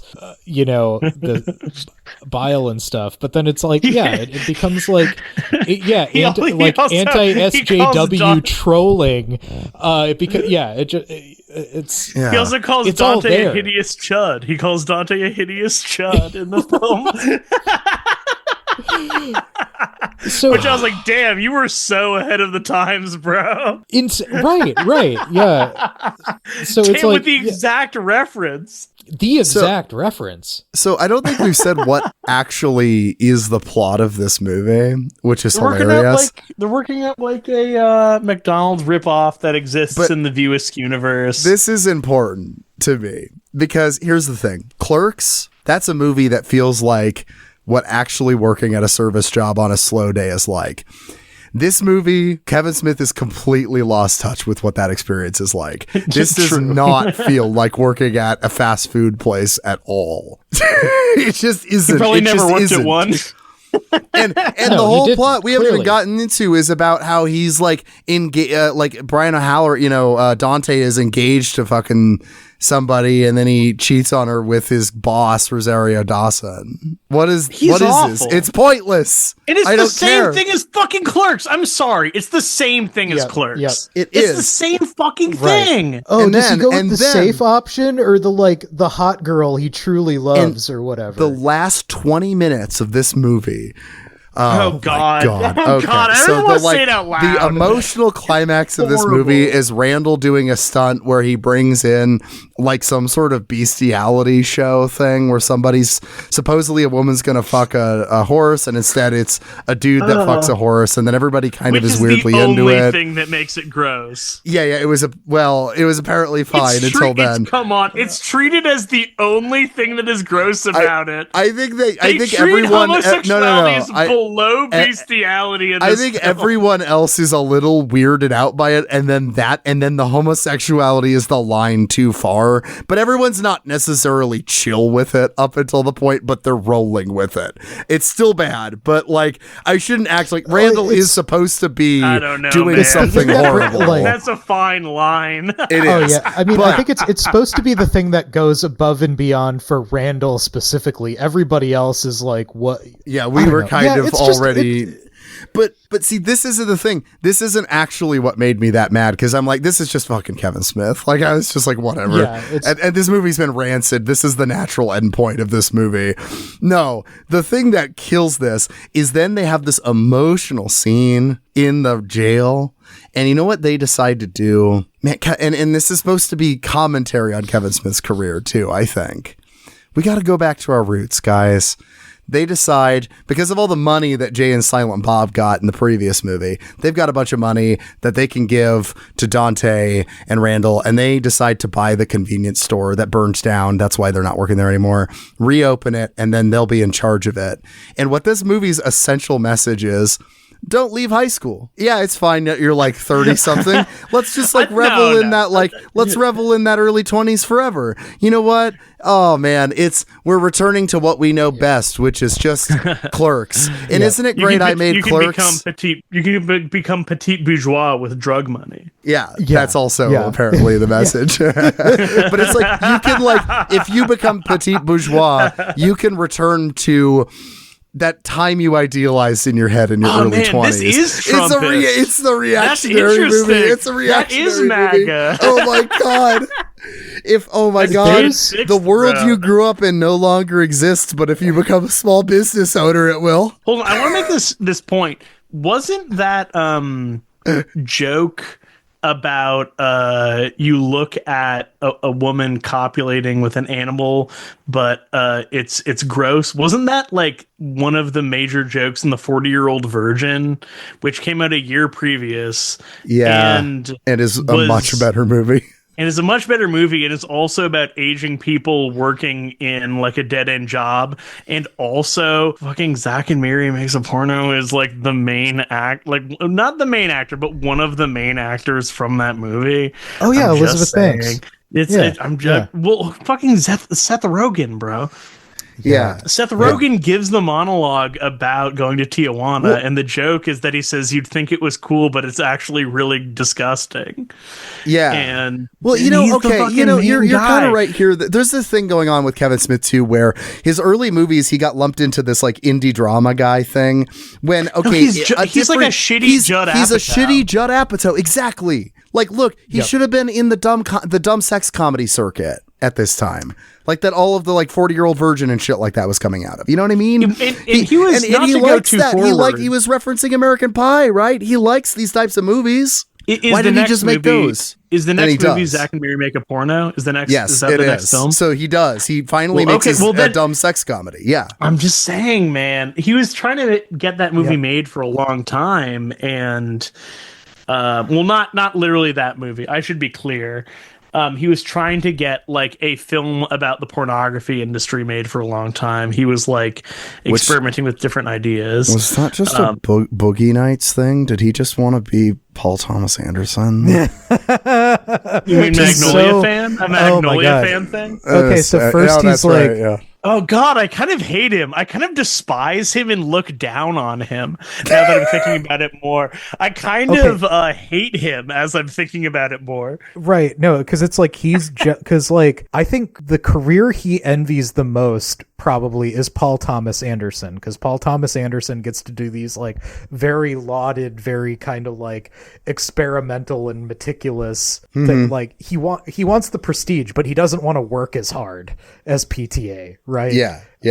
So he's like, God damn it, this guy got to make the porno movie. I wanted to make the porno movie. Yeah. Why won't they let me make the porno movie? And he gets to make one. It's so crazy if you imagine 10 years later. Like thinking of Zack and Miri as trying to be his Boogie Nights. That's a crazy thing to think about, because it really is much more like his shitty take on like an American Pie or something. You know what I mean? Like, or 40-Year-Old Virgin actually is probably the best comparison, because so many of the same cast. And then also that it's ultimately kind of a rom-com where, like, despite this, the gross premise of some sort where we were promising a bunch of risque sex, it's ultimately just about these two people getting together. Right. We get to laugh about how disgusting homosexuality is, and yet how we all secretly desire it. Yes. And classic. And then Thanks, we could Kevin learn. Smith. And then okay, hold up. What's going on with him, man? He's so obsessed with homosexuality. Doesn't he have that's uncommon, man. Brother that's gay? I'm not going to make any comment on that. I'm not. No, he's talked about it. I'm not just like speculating randomly. Let me check this. Yeah. So Kevin Smith's older brother is gay, I guess. And he really seems to only break this out when he gets accused of homophobia, so that sucks. The only movie I think we'll get back to where I can sense this guy has a gay brother and he's mad on his brother's behalf is Red State. Well, that movie rules. We'll get back to that. Okay, Zack and Miri Make a Porno is a fine mid-tier sex comedy Borderline from 2008. mediocre. Kind of mediocre. I want to shout out that best performance in the movie is Jason Mewes, unexpectedly. Jason Mewes is the only guy who really feels like he belongs in that movie, because he just has this like fucked up like tweaker vibe to him that like it's so fascinating that he was sober at the time. And he made Clerks 2 also while he was sober, which is kind of referenced in the film. Yeah. And yet he brings such a different energy to those two movies, despite him kind of playing himself in both of them. And I'm going to be real. He kind of seems like he's the only guy who got the memo in Zack and Miri. Like he brings this like the only one that seems like he would good. Actually be involved in the porn industry, which is kind of funny because one of the actresses is a porn star. Tracy I know. Lawrence, yeah. She doesn't a bring that notorious energy. porn star, actually. She doesn't bring that multiple, actually. Yeah, it's but crazy. she doesn't bring that energy to it in the same way that Jason Mewes does. You know what I mean? Like, yeah. It's just he feels so believable as that guy. Okay, look, here's the thing. That movie, it feels like a bunch of nonsense. It also feels like maybe Seth Rogen is doing him a favor because he liked Clerks as a teenager or something. That movie feels like everyone involved is doing him a favor. Right. That's true, because the thing is, like, some of the rough movies where you have like Ben Affleck or something like that, it kind of feels like you can. Well, Justin Long, I think too. You can sense that they seem to just like hanging out with Kevin Smith. They're like, yeah, the movie's gonna be shit, but it's fun. I'll get paid. Right. Like that's what it is. But this one feels like, like Seth Rogen's like doing a favor for him. Elizabeth Banks is like doing a favor for him. I think there was a sense that he wasn't quite spent yet. Like, it's like, True. Okay, no, it's like, okay, we're in this awkward period, but it's like, this guy is good, right? He's gonna like blow us away one of these years. Like, there was still this like, okay, he's can still like transcend his early career. He can still deliver on the promise of his early career. Right. Eventually he's going to turn it around and like do something artsy again that's like actually going to blow people away and like win awards and shit like that. I think on an emotional level, Kevin Smith put a bunch bunch of his...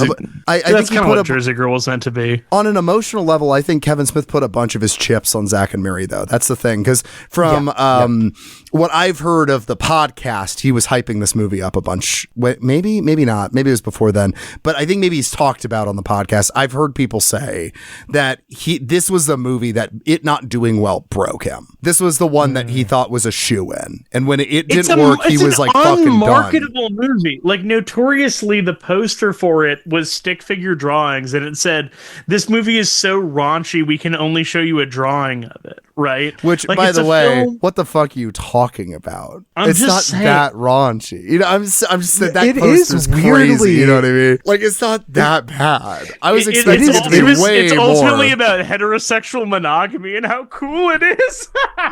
It's the most chaste movie about producing a pornography film ever made. Like, it's barely even horny. Damn, maybe Kevin Smith is like this, like, ultimately, I've brought up Satan a lot on this podcast, but like maybe he's like ultimately this like evil, diabolical force. Maybe he's like the Ezra Klein of filmmaking, where he's like presenting himself as a liberal, but like always is like one step behind, is like always like subtly bringing down everybody that he's talking about in his films. You know what I mean?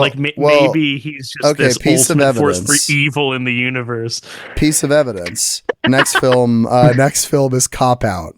Can we even get into this, man? I didn't watch Cop Out. 500 hours of Kevin Smith's podcast to understand this film. His rationalizations for why it's god awful. I did not watch Cop Out. It was one of the ones I just did not feel the desire. I thought I can live. It felt like nails were going into my body. Look, okay, Kevin Smith very famously did some like very minor work on a Die Hard movie, and obviously he's obsessed with Die Hard, right? That's why he cast Alan Rickman in fucking Dogma, okay? And whatever. It's awful. It's god awful. It feels so bad. It feels awful. It's his buddy cop movie, right? Sure, whatever, man. It's whatever, bro. Whatever, I'm trying to explain it because I haven't seen it. Okay, it's bad. It is up there with. Okay, you know what? I can't even. Okay, I'm gonna be real. I quit this movie, dude. I quit this movie. None of us watched Cop Out, right? I can't do this for myself. None of us finished Cop Out. Okay. One of us engaged with it, unfortunately. It's so fucking bad that I can't believe it. It's shocking. It is a shockingly horrible film. The dialogue is terrible. It is awful. I can't believe whatever. I'm sure Kevin Smith has rationalized it all away, but no, he has a part in this too. God damn it. Oh, I think in Jay and Silent Bob Reboot, he mentions Cop Out about how bad it is. I'm glad he knows. So after that, he makes Red State, though. I think Red State is his best movie. I'm inclined to agree with you.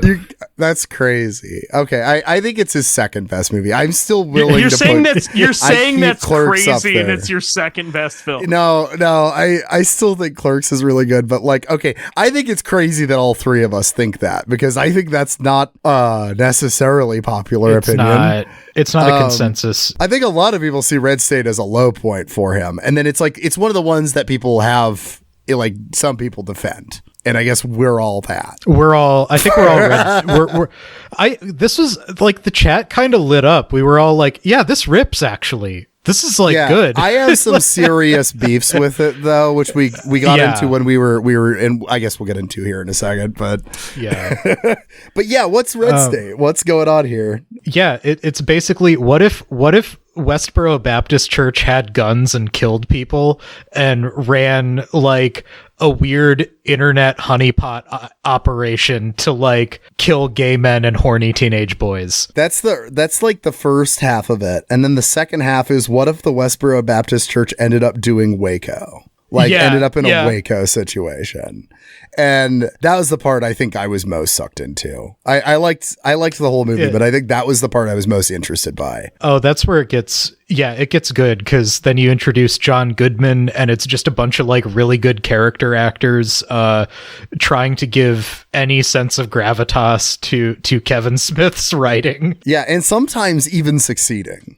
Yeah. So I think I'm on the record as saying like I'm someone who proudly proclaims like Alien 3 to be my favorite Alien movie.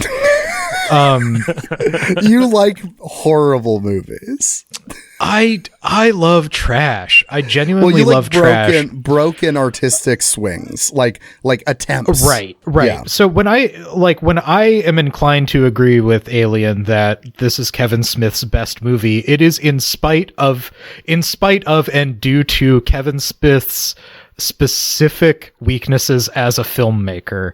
And yeah, giving him a lot of credit for like trying something radically different at this point in his career. Yeah, I mean, this is like a horror thriller, you know? And also kind of a police standoff kind of thriller. I don't know. Right. Yeah. No. And going back to it, I think it would have been better suited to call it like this is in an awkward category of movie that often gets shelved with horror, but just is something else entirely. Like, I mean, I'd put this in with like Assault on Precinct 13. It's more of like a grindhouse-y thriller. Like, yeah, there's kind of he's nowhere near as good as anything John Carpenter has ever made, but like, I mean, there's an attempt at like, oh, he's doing a kind of desaturated, like it's all kind of like, but it's like he's trying something. It's like, okay, desaturated color palette. We're doing the like, the choppy jump cut type. The jump cut thing, yeah. That the Saving Private Ryan thing that we all thought was so dope, and it's like, oh, it's serious, but then it's like, yeah, the first 10 minutes are, oh, he cast cousin Greg from Succession in this one in a small role. He's great. He's great. Yeah, I mean, it's basically like a 90-minute going like, man, fundies are fucked up. Man, the cops are also fucked up. Yeah. No, I think Alien put it really well in our chat where he had said Chasing Amy is a really bad Criterion movie, but Red State is a really good Tubi movie. That's right. Absolutely. That's good way of describing this. Yeah. If you're trying to surf Tubi with your homies at like midnight and you know you're going to be up until dawn, this is an excellent movie to put on. Ooh. You know this is a movie you go in with zero expectations and then you go, this is kind of smart. And again, back to for what it is. Back to Kevin Smith, the Prophet. He casts Kyle Gallner, bro. Like the king of this kind of movie at this point. Like he I don't know, man. And there's something about Parks when he says Kevin Smith's dialogue, and you really hear it in his next movie, Tusk, where he's like, walruses don't cry. There's something about him where he's able to deliver Kevin Smith's, like, even his most embarrassing dialogue in a way that makes it feel camp and like grindhousey. It's you know what I mean? Like he's able to elucidate the ridiculousness of it in a way that serves the genre. Yeah. And it's an interesting like perspective switch kind of going on with the movie too that I think makes it interesting, and you don't really know where it's going, and like it is he's kind of switching compelling. things up constantly. He's introducing new actors all the time, and he's really smart about rationing the actors that you're gonna recognize, of being like, here's this guy, and then like you're like, oh, that's Stephen Root. Oh, that's John Goodman. That's great. Oh, that's Patrick Fischler. Like he is weirdly self-aware in this film. Oh, and I think like casting Anna Gunn for a small role and getting the guy who played Badger also from like getting Breaking Bad actors in this movie at the time was an incredible move. Yeah. Because like that show was at like the height of its prestige at that point. Yeah. Like I don't think it had wrapped. I think it wrapped 2013 2016. Yeah, right around the end of high school for me, I remember. But it was anyway. Everyone was obsessed with the show at this time, so this was perfect casting. And then the general thrust of it is that this kind of knockoff Westboro Baptist Church is doing like these catfishing things where they kill various people they consider sexual perverts or whatever, and a group of 3 dumbass teenagers go to have a threesome with a hot MILF that they found on the internet, and then it's one of the members of this church, and then they get held hostage, and then they're trying to escape, and as that tension starts to build up and they're getting killed, gunshots start going off, and the cops end up there in a standoff doing a wake up thing. Because one of the cops is getting so like on the closeted. Way on right, yeah, so like the whole reason this even like pops off is like they're in it's not Kyle Gallner, but I don't know, the 3 boys are in like a station wagon, and they sideswipe a car parked on the side of the road, and it's a dude getting a blowjob from another dude,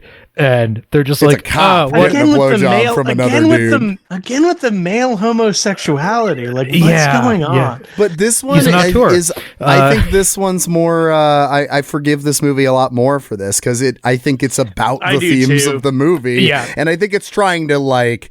I don't know, kind of it feels a lot trashier. Right. No, but there's like he's weaving together like I think that it's kind of like how patriarchal like this is giving him way too much credit for what's going on, but like what kind of but I think this is kind of the like prophetic function of Kevin Smith. He's picking up on something because it's like I think something that a lot of people are not giving him credit for is like, I mean, this is the one he chose something and subject matter that forced him to look outside of himself for the first time in basically his entire career. He's thinking about not just, which isn't to say he isn't also thinking about himself, because I think the most effective scene he's shooting from the perspective of being a father dealing with his nihilistic younger self, like we'll get to that in a second, but yeah, there's this kind of through line where there is this like patriarchal structure that mutually reinforces these awful tendencies in both the church and the state.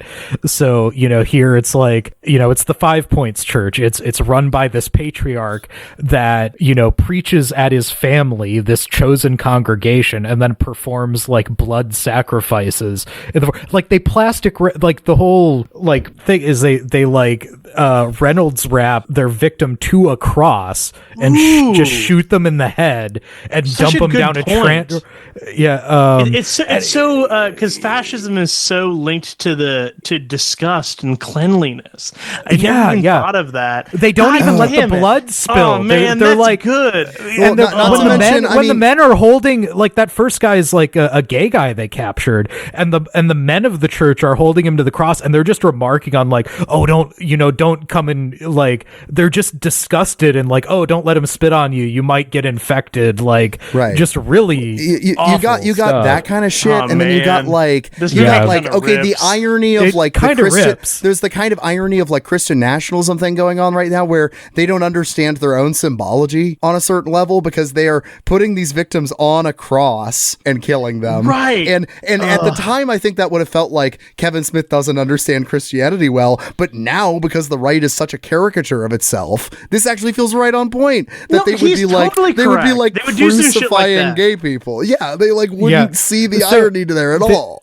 Like, so this is my overall thesis on Red State is that like, okay, so for music exchange fans, like this is something we brought up with the Thermals record, The Body, the Blood, and the Machine, an underlooked record at the time because it's about Christo-fascism, Christian nationalism in 2004, and everybody thought they were being, oh, you're laying it a little thick, like we think you're being a little on the nose. Nobody is this dumb and cruel.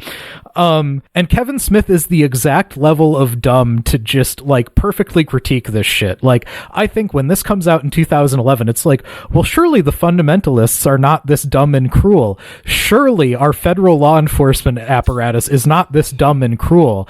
Guess what? 2025, we have proof positive. It's all exactly as dumb and cruel as this movie portrays it to be. Dude, my favorite line in the movie, my favorite line in the movie is when Kyle Gallner is being, I'm sorry, what's that actress's name? That is Carrie Bichet.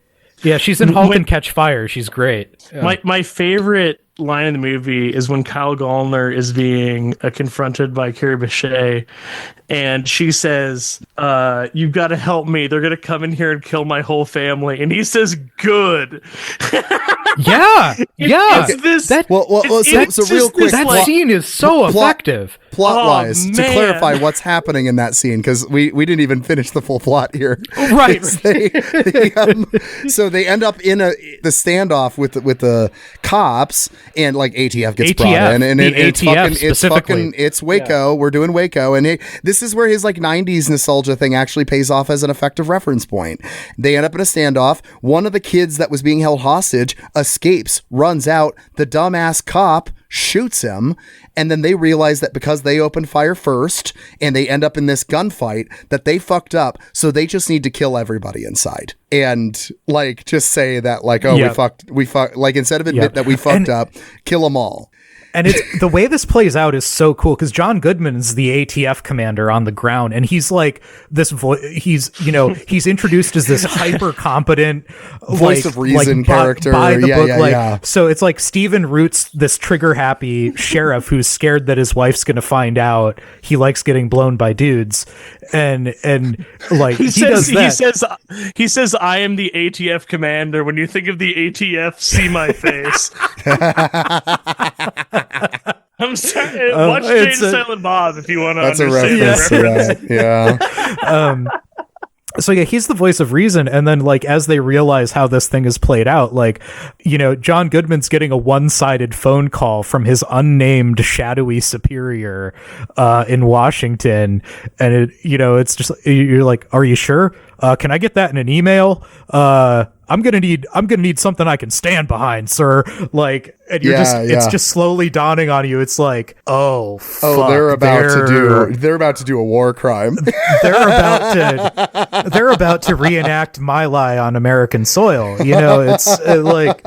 And so it's just that sickening feeling where it's like, okay, you think the good guy's in, he's gonna like calm down the situation, recognize the innocent, and it's like already like they've killed one of the victims. The cops have already killed one of the victims. They've pissed off the heavily armed Fundy militia family, and they don't know how to tell any of these people apart. And then there's a fantastic viewpoint switch again, which is getting to the line you guys were talking about, which is the character who realizes all the children in this commune are going to die, and so this member of the High Point Church becomes a point of sympathy.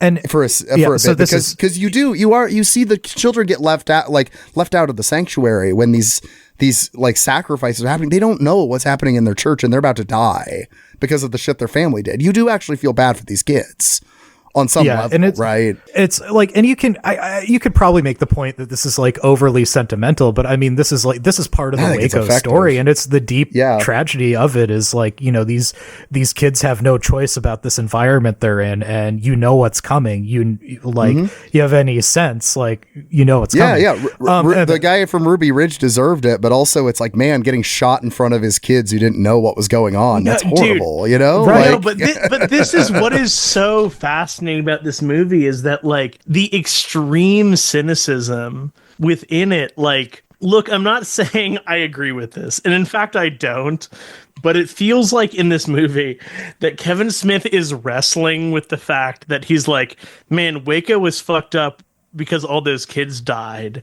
But was it actually fine because David Koresh was killed? And right. Like, you know, and he's kind of holy shit. That's so dark that like it feels like it's revealing like a deeper layer to his like cynical like resist-libness that I don't know. It feels revealing in a way. Like, you know what I'm saying? No, I find like, I mean, you got like, we'll get into, because, well, okay, so like this is the scene. Carrie Bechet, she's escaped. She's confronted by, you know, a SWAT guy on the perimeter of the house, and so this is all kind of contemporaneous with John Goodman getting the kill order and disseminating that amongst the other SWAT guys. So he's just getting that. The first thing this guy does is pull a concealed gun out of his ankle holster, put it into Carrie Bichet's hand, empty the clip, and tells her, go inside. Keep this gun, go inside. Just very calmly, very matter-of-factly, he's done this a million times before. And she understands what's happening. She throws the gun, runs back inside. No, that cop gets killed. I forget who kills the cop. Yeah. But she comes back inside and realizes she's got to get the kids out, which then leads to her trying to negotiate with Kyle Gallner to somehow de-escalate the situation, get everybody out, and like present evidence to the cops to do this. And that's like, and he is refusing because her family killed his friends and he sees no reason to give her what she wants. Yeah. And there is a group of very young children. And then, then there's a fight. She ends up shooting her own mom in a struggle because she comes in like, no, we need to just kill this kid. Sorry, spoilers for Red State. Well, it's fine. You're right, yeah. Dude, this is the best Kevin Smith movie. I'm sorry. But it's just like, it's such favorite.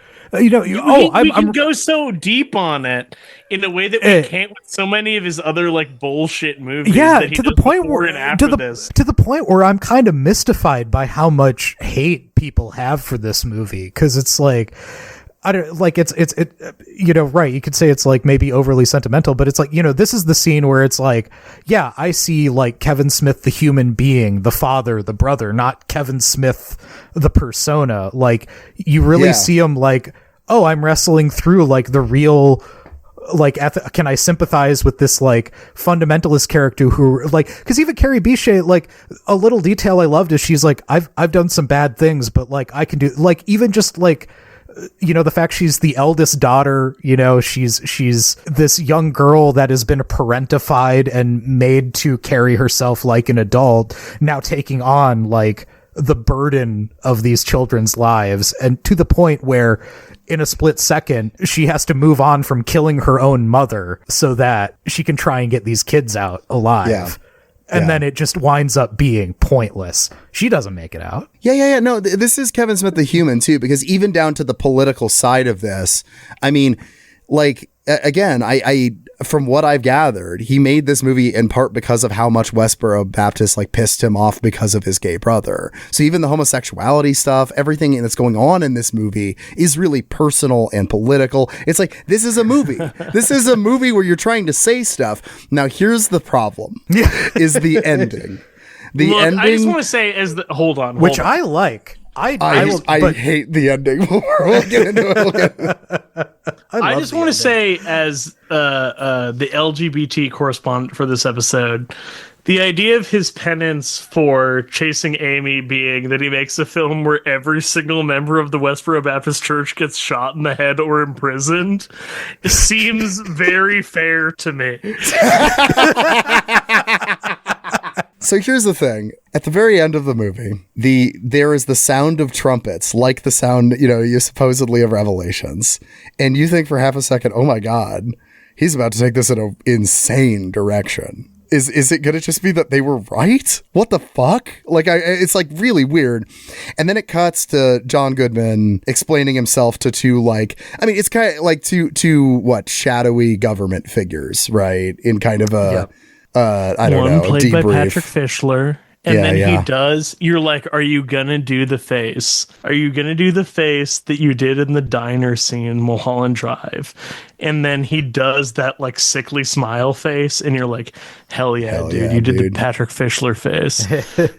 And what we find out is that the trumpets were set off by some like teenagers that were trying to fuck with them. It was a psyop done by some teenagers who didn't even know there was a standoff happening, but knew that if they set off these like horn sounds, it would make them think the rapture's happening, etc.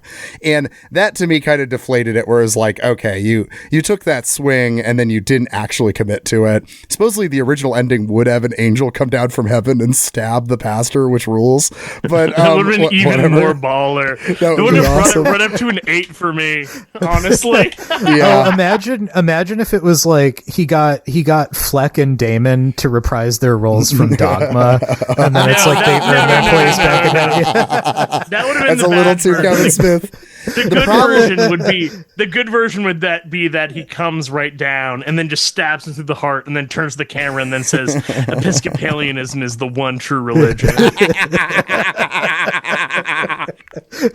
No, but so then instead of that, we just get this debrief, and this debriefing scene that's supposed to be kind of like the end of Burn After Reading is almost what it seems like it's supposed to be imitating. Or Psycho.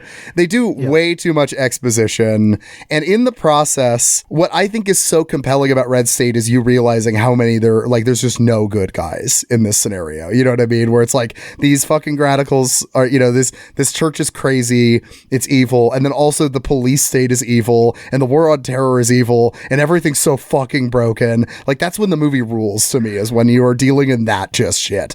But in that part, they just kind of go like, well, because of the Patriot Act, we could just get their ass, and we decided that these people, fuck them, they deserve to die. Which, again, I understand, Alien, why you kind of like that, but like, to me, what that just does is it's just like, hell yeah, the Patriot Act does rule, if you think about it. No. I totally disagree. I think it can't do it, I man. think that the ending of the film is so fucking cynical to me. And I don't agree with it. I want to be clear, but like, the ending of the movie, it just feels like the ending of the movie is, hey, broken clock, right? Which is I brutal. I guess, but to me, the problem is that is the only scene in the movie where I am deeply reminded Kevin Smith is writing, because they're quipping. They're doing some quipping, and they're doing the snappy overwritten dialogue there, and it's like, oh, these are the Kevin Smith inserts, is what it felt like to me. That's not how I read it. I don't know, man. I don't agree. I am glad your version of it is better, but that was my experience when I first watched it, and it really just feels yanked the rug out from under it for me. It just feels so dark. It feels like such an evil ending. That it's like about the like actually deep, extreme hatred that like true believer liberals have for conservatives. And that it's like actually embracing that fully, that it's being like, no, like, fuck these people. Like, I don't feel bad for them, and whatever gets us to this point, I don't care. Like, but I'm not saying I agree with it, but it's like, it's so, it's brutal. You know what I mean? It feels like it's revealing a deeper, cynical element of Kevin Smith, where it's like, he's like, I made the joke in the chat that like the first half of the movie is about how he hates evangelicals, and the second half of the movie is about how he hates cops. And I think that like the last scene of the movie is about how he likes that sometimes they end up shooting each other. And that's such a fucking evil, cynical ending that it feels it's fascinating to me. This is a really interesting movie to watch in 2025, because one thing I was thinking about how interesting this whole thing is that, you see the two groups here of the fundies and the Christian nationalists, or what? Well, not, I wouldn't say Christian nationalists in this movie, actually. That's an important difference here. They're fundamentalists, but they even say like, oh, fuck the flag at one point, right? They're actually not Christian nationalists. So insane fundamentalist reactionaries. Yeah. And then you have the post 9/11 security state. And they're going at it, right? And what's so interesting watching this in 2025 is that those two people are on the same side now. And that's the criticism, I would say, of the perspective being expressed at the very end here, is there's no way you allow a security state to get bloated that eventually those fuckers don't get their hands on it. And the one thing that they needed to do to get to that place was Christian nationalism. That was the innovation. That was how they got there. But here's that's what we're living in now. We're talking about a movie that's 14 years old at this point. Yeah, but it's during the Obama administration, where it's like a time where you're kind of going, oh, maybe the police state can be good if it's run by a liberal. We'll keep it around. It's coming out at that time.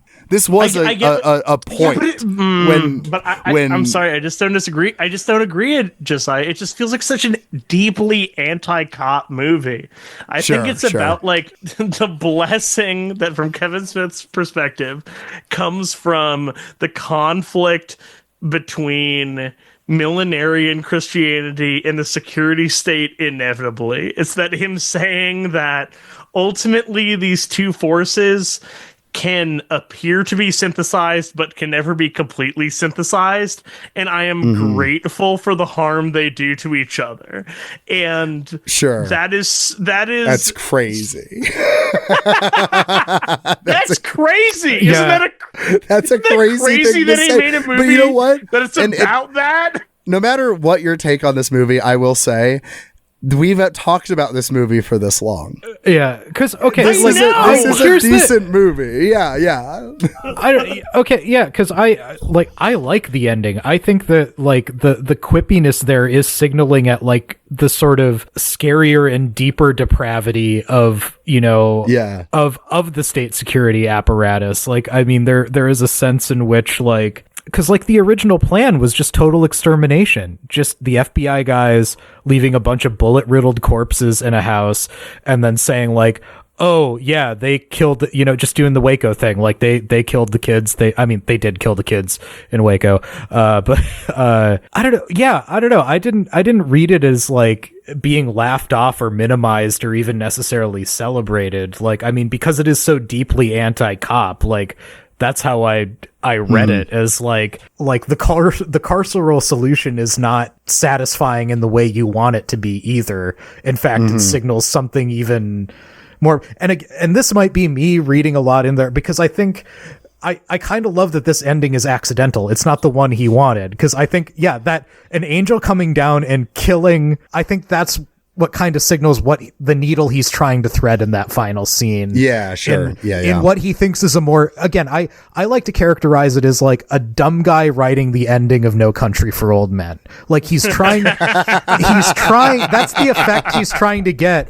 Like, I mean, cause then John Goodman has that bit about like two dogs that have been raised together, like, forgetting that that's kind of interesting now.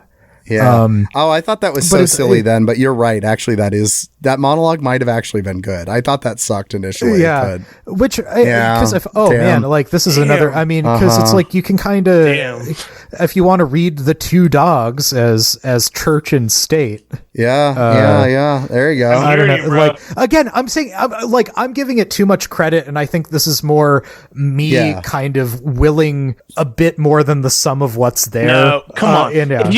If you make a great movie by accident, you make a great movie. You still made a great movie. Yeah. It's like, right. It's absolutely up for debate, but I think like, okay, so the original ending he wants is like divine intervention. So, it's like the sounding of the trumpet, like there is a way to still read that as kind of divine. Like it is contrived and clumsy, but it's like, I like the idea that there is a third party that nobody else thought was a player in this situation. Just on the day, there happens to be this awful situation going down. That is a form of divine intervention in a subtle way. Yeah. You are right. Yeah. So it prevents further bloodshed. So we're led to, because in that debrief, it's like, well, we didn't kill them all. We imprisoned Aben. Supposedly the kids are safe. Like, it's in the confusion of that moment and the surrender of the 5 Points Church because of their belief that, halts it. Otherwise it was just going to be a bloodbath. And there is a bunch of back and forth about how like, okay, yes, you're getting promoted because this turned out really good for us, but you did disobey our direct order, and we really would have rather you just killed them all. Like, is kind of the subtext of it. So I don't know. Yeah, I think it works. It works for me. I'm not willing to go as far as you guys, but I agree. This is actually one of the good ones. Like, there is a lot here. There's a lot. Do you want to talk about his second best movie, Tusk, after this? Oh, Christ. Okay, whoa. The one thing I'll say about Red State, you know what? No, and this is a segue to Tusk, because Tusk kind of is in this too. I do think I would have liked Kevin Smith's filmography more if he'd been making to-be movies, essentially, right? Genre thrillers and stuff like that. I think it would. I would have liked him better if he made 5 movies like Jersey Girl. Yeah. Like, for real. I think instead of a Chasing Amy or a Dogma, if he'd made a bunch of other like swings that are misses that might be misses. Yeah. Like worse red states. I still think that would be a more interesting filmography to explore. Yeah. I think that was another path for him where, okay, Clerks needed to get a lot of festival buzz, and then it needed to do well, but not great. Yeah. It needed to be enough where it's like, okay, like you've got something here. All right. And then he needed to be in a position where he was willing to take assignments. And he started his career getting to basically write his own ticket. And that's what completely undid him from the beginning. Yeah. It's like, okay, like a TV writer's room, or just journeyman genre work. Like he should have been like trying to inject his own weird peccadillos in like second tier genre scripts. Yo, dude, but that's what he ended up doing with like Die Hard 4 or whatever it was. Like they did put him in that position, and all he got out of it was like, Bruce Willis should be in my next movie, and it was awful. Right. Well, no, okay. So let's move to Tusk here, because we've been going so long already, and we have still a good handful of movies here, and Tusk is related to this too, because he does continue. It's his horror movie, right? It's his body horror movie, and it's also kind of a thriller. You know, it's a kidnapping thriller or something, right? I didn't like Tusk very much, but the thing is, this is the crisis it put me in. I liked it more than like a lot of his movies, but I didn't like it. And so like I started going back and changing my star ratings of like Chasing Amy and stuff like that, because I was like, look, if I'm giving Tusk 2.5, then Chasing Amy has to go down too. It can't be 3 anymore. Like, hell yes, dude. This is what's beautiful about Tusk, is that it's such like, it is in many ways a terrible movie, but after you watch so many of his like genuinely bad movies, Tusk is like so enjoyable. Like once you see him as the walrus, I think that's when it really takes off, because it's such a disgusting, freakish walrus costume. And dude, and Michael Parks is going so fucking hard. And I just want to be real. This is his Zoomer legacy. Is people are like, who is Kevin Smith? He is the guy who made that movie about turning a guy into a walrus. Right. I'm sorry. It's a solid body horror premise. Now, here's what drives me crazy about the movie, too. But it's also a thing I think, Alien, you like about it, right? Is, of course, the entire premise of this movie comes from a podcast inside joke. True, yeah, it's true. It's so annoying.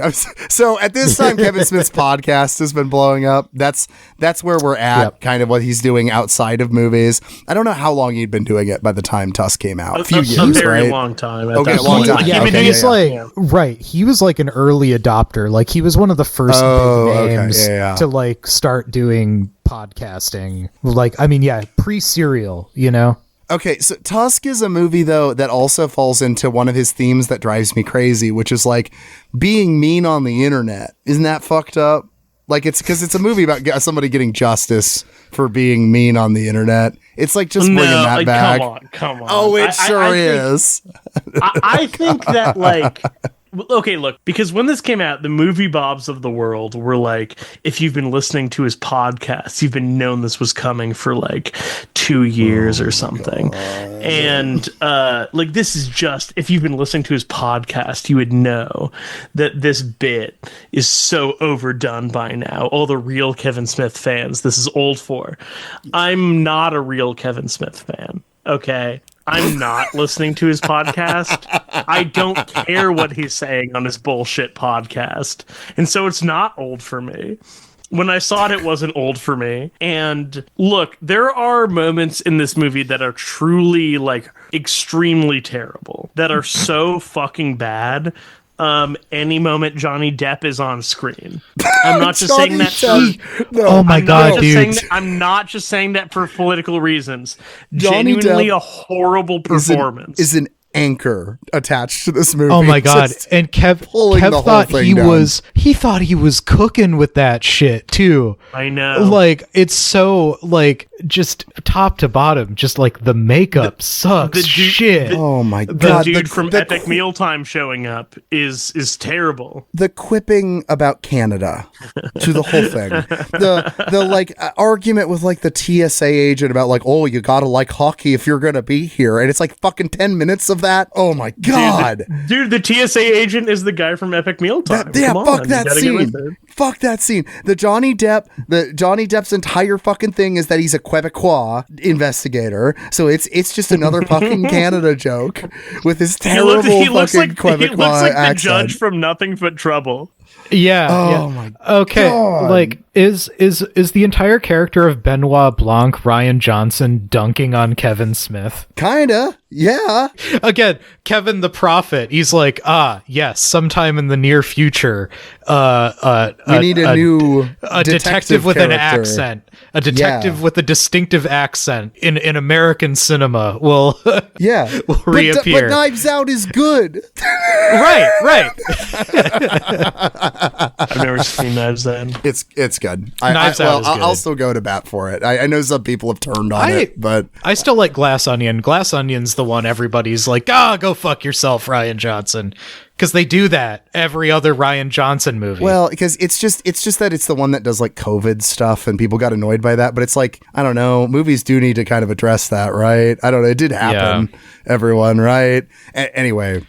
But okay, the body horror aspect of Tusk is the most interesting stuff. Like the Michael Parks performance, that is the stuff I think I enjoy about it the most. But like so much of the movie is bloated with other shit. In fact, there are so many dialogue scenes you rewatch because they go back and then play it again, but it like showing how shitty of a guy Justin Long's character is. It like cut out some of the mean comments he made the first time around, and then we come back around and we just like add those extra things. It's like, man, the new Catherine Bigelow movie, House of Dynamite, it's like it has the same problem that one does, where it like Don't retreads. You dare talk shit about that movie. That is a fucking terrible movie, and I will go to bat for that. I'm not even really gonna get. Okay, no, because that was awful. And part of what was so awful about it is awful. you rehear. Hold on, now we're that was back a terrible movie. That is not a terrible movie. And mostly because of the fact you have to rehear so many conversations like 10 times for no reason. And this movie does that. It's so annoying.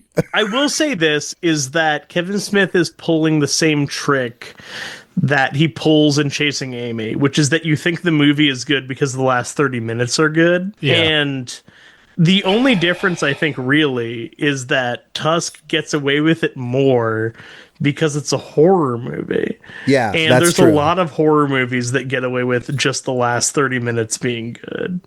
Right. And although, you know what I will mean? admit, I think even the ending kind of annoyed me with Tusk because, okay, that last shot that's supposed to be impactful where he cries for the first time as the walrus, right, is undercut to me by including exposition to explain that when somebody cries, that shows they're truly human.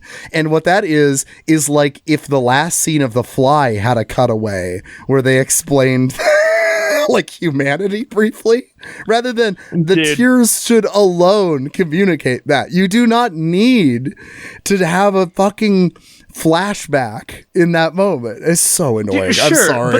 But the animatronic looks so good.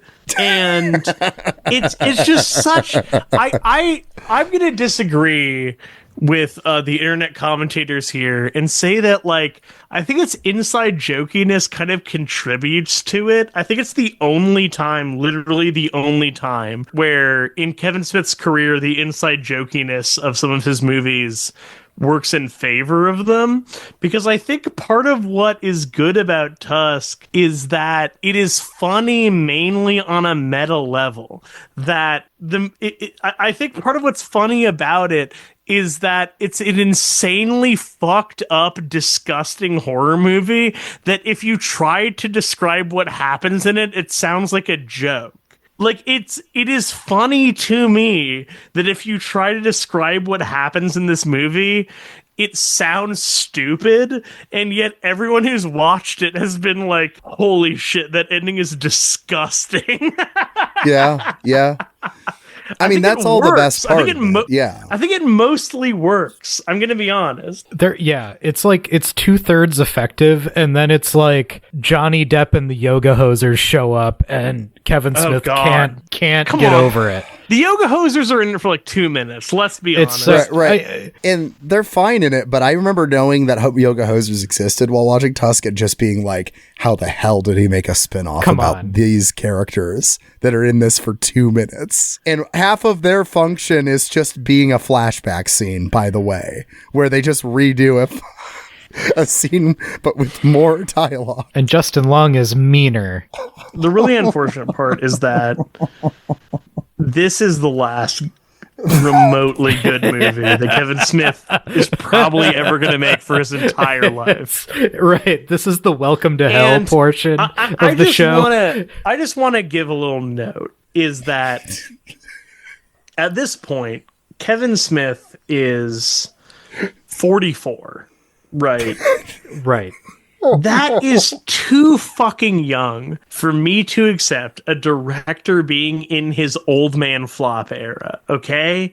Yeah. Kevin Smith right now is the same age as Christopher Nolan, okay? And Christopher Nolan is coming up with the most anticipated movie of next year. He made Oppenheimer a couple years ago. Scorsese's like 90 and made some movies that people consider his best in the last couple years. You have no excuse, man. That's not old. That's not old for a director. 44 is not old for a director. You know what it is old for?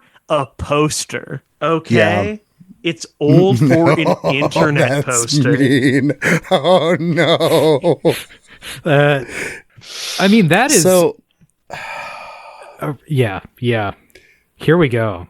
So after Tusk, he tries to make his obsession with Canadian stereotypes into a new cinematic universe that only gets one edition before he doesn't do. It's going to be a trilogy. There's supposedly a movie called Moose Jaws, which is just literally Jaws with the moose. That got announced like 10 years ago. I don't want to hear about Jaws anymore. Fuck Steven Spielberg, dude. Steven Spielberg has been more of a cancer on American society. Like, Jesus Christ, man. He made Ready Player One. He did it himself, okay? We don't need any more of this bullshit. This is insulting. This is disrespectful to your own culture. So stop. His attempt at the Tusk spinoff is about the two convenience. Note that they're convenience store employees, by the way, because again, Kevin Smith has had like 3 ideas, and most of his movies are about some form of those. And one of those is, what if you had some convenience store employees who are the main characters of a movie? Yeah, the 2 convenience store employees that show up briefly, one played by his daughter, one played by Johnny Depp's daughter. That show up in Tusk. They get a spin-off movie. That's Yoga Hosers. That is his worst movie. That is his worst movie of that I've seen. Guess which one went on to be in movies that are good. And yeah, Johnny. Yeah, that's right. It's funny. Right. I was talking to my mom about doing this podcast, and I mentioned that Yoga Hosers existed, and she was like, "What is Yoga Hosers?" And I described it to her, and she said, "Why would anyone ever pay to make that movie?" And, great question. And my mom loves movies. She loves cinema. And I described it to her, and I said, I think Kevin Smith wanted to give his daughter something to do, which I think is a fair assessment. And my mother said, that is a disgrace when people are starving in this country. A woman who loves film.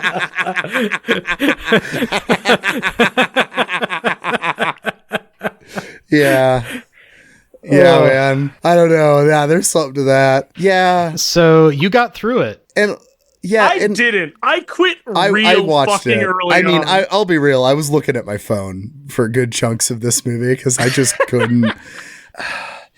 It's the worst movie ever made. It's the worst film I've ever seen. It is just what you get out of the first couple minutes of it, that's going to be most of it. And then there's Nazi sausages for some reason. Okay. It's about the Nazis. And let me tell you, it doesn't fucking handle Nazism with grace and sensitivity as you might, as we've come to expect from Kevin Smith, of course. Right. But regardless, fine, whatever. The bad guys are Nazis. It's awful. It's one of the worst movies I've ever seen. It's like, okay, for how, just going off of the Canadian shit in Tusk, he claims to have affection for Canada, and it's just the laziest kind of airport they like bumper hockey. Sticker. They say a boot. God damn it. It's like, motherfucker, I lived there for a year. And then all of the dialogue is written it's like him imitating Diablo Cody, I think is the best way to put it. Like Zillennial, millennial Gen Z cusp, my age. That's actually what I was most weirded out by watching it, is that this is a movie about my age demographic, and it's horrible. It's referencing shit when I was in high school, you know what I mean? Saying basic, calling everybody basic, God, shit like it's that. So funny that this is his life. It's so funny and horrible. This is his life. Man, wow, I'm just thinking about wow, Diablo Cody has a much better filmography than and she was hated. 1000%. She was hated for so long, for quippy, overwritten dialogue, but it works in Jennifer's Body. I would rather watch Jennifer's Body 10 times. Jennifer's Body is great. I'll watch Young Adult any day. Well, for Juno might be interesting to revisit, because that's another strange artifact. Hey, for real, Juno is better than any Kevin Smith movie. And I think you're right. You're probably right. And Yoga Hosers has a cast in it that he shouldn't have. He shouldn't have these people. For one, Johnny Depp comes back as his character from Tusk in it, so you get a bunch of that. If you guys didn't get that far, you get that. But you also get Austin Butler show up. You get Tony Hale. Tony Hale? Tony Hale. Right. 5 years after making Red State, he's immunizing the eschaton. You know what I mean? Stan Lee appears in it. He's reading Desert, and he's on the side of the desert. Okay? He is bringing death to humanity in this fucking movie. And I know it sounds so terrible, but Jesus, man. Just try to fucking watch it. Watch it. It's on Tubi. You can watch it for free. You can literally watch it on Tubi. Tell me it's a good movie. Watch it and DM me and tell me this is a good movie. Look me in the eyes. Oh, God. It's so brutal. You know what I mean? It's so brutal, and it makes me hate him. And it's crazy that he made shit that I like so recently before he made that fucking movie, right? And I get that it's just the Sweeney Todd scene from Jersey Girl. But here's the thing, man. That could have just been you. That could have just been you and your family, man. I don't need to see that. I don't need to be forced to consider it as part of your public legacy. It is a disrespect to my intelligence that I'm required to see this as part of your legacy as an artist. It is disgusting. It is on par. It is on par of asking me to consider the meatloaf you make for your family part of your artistic legacy. Okay. Screw you. And then from here, it gets worse. This is his worst movie for sure, but in a lot of ways, he gets more pathetic still. Yeah. And that's the worst problem, is they're better movies after this, but they're worse. They represent worse things about him. So at the end of the day, yeah, you can have the takeaway of Yoga Hosers is, I guess he loves his daughter, right? And yeah. Okay. So Jay and Silent Bob reboot. So 2019 Bob reboot. He decides to fuck that corpse again. We're back. Jesus, it's so I'm sorry, vulgar. dude. Okay. Now, here's what we'll say about Jay and Silent Bob reboot. It's not a bad time. It's fascinating. Jay and Silent reboot is like, I can't stop thinking about Jay and Silent Bob reboot. So this is the one flop era one I could, because it's literally on Tubi. You can watch it on Poob, like you can watch it on penis. You can watch it on pussy. It's literally on Poob. So it was like, because I'd already heard like just the depths he's going to go to in Clerks 3. And I'm like, I can't even pay the heavily discounted price of like $3 for a rental on YouTube or whatever. It's like, I just can't. I did rent Tusk. I did pay money to rent Tusk. Wow. So there's that, which I question, but it's like there was enough entertainment value where I'm like, okay, that's what you roll the dice on a rental, is like. I rented Clerks too. You didn't have to. You didn't have to. I was torrenting. I was torrenting this shit, so dude. The bulk of Kevin Smith's filmography is just on Tubi and Pluto. Like, it's mostly just available to watch for free. Anyway, so Jay and Silent Bob reboot is on Tubi, and it's bad. It's really bad, but it's also like, it kind of constitutes his State of the Union of nerd culture in 2019. So, I mean, yeah, like the first Marvel phase is kind of coming to a close. So it's like, that's, we're about to hit pandemic times. Apparently, I guess, at some point in here, it should be mentioned that Kevin Smith had a heart attack and got skinny at some point in here. I'm not sure the exact year on that, but it's around this time. So there's that. So it's kind of arresting. You get skinny Kevin Smith in this, and it's just like adds a whole nother layer of like weirdness to the proceedings. It's weird to look at even pictures of him with like hollowed cheeks. You know what I mean? Yeah. Look, I just want to say this will probably happen to me someday, possibly soon. But I don't want anyone to lie to me when that happens. Again, possibly inevitably. Yeah. I don't. Yeah. So it's just it's like they're doing the Jay and Silent Bob shtick, but it's like, yeah, Kevin Smith is like he looks deflated, and Muse is kind of like, you bring, when it's like. Come on, use your metaphor from the group chat. It's too funny. Oh, it's coming. I'm sorry. It's like, okay, so it's your beloved Cocker Spaniel's last day on Earth, and you just want him to have a good time. So horrible. Oh no. That is what Jason Mewes reminds me of in this movie. It's just like he's trying so hard to do all the Jay stuff, but he's tired. He's so tired. But you know what I will say? The last two movies we're going to really address here, I think, this one and Clerks 3, are Kevin Smith the human being is on display. A little too on display. But he's on display. And the thing is, there are a couple moving moments in Jay and Silent Bob Strike Back, because Jay discovers that he has a daughter that he never met. And he has to spend, because it's a redoing of Strikes Back, where they have to try to stop a movie or whatever, right? And so it's the same road trip thing, but this time the road trip is like with his daughter, who doesn't know that she's his father and just thinks he's a dipshit stoner guy that her mom knew. And he's fighting back the urge that he's her father. That he's her father. Yes. So it's I don't know. There are some touching moments where he's kind of like, I don't know, wanting to connect with his daughter that he didn't know existed. And she's in like bonded with all these other girls that she's with, because they all like were in some sort of support group for like people whose dads abandoned them when they were kids. And like, it's actually kind of moving. It's like not nothing. Yeah. It's not good. Great. It's not a great movie, but it's got a heart in it. Yeah. There is a warmth to it that's like, by the end, I'm not like, right, I'm not fully repulsed. Like, okay, so like, okay, so it should be noted that the thing they're trying to prevent is a reboot of the Blunt Man and Chronic movie that is being directed in universe by Kevin Smith himself. So he's added himself to the View Askew universe. But suspiciously, okay, so then it's Bluntman v. Chronic. Like, I think the hint here, like, he's casting himself as Zack Snyder.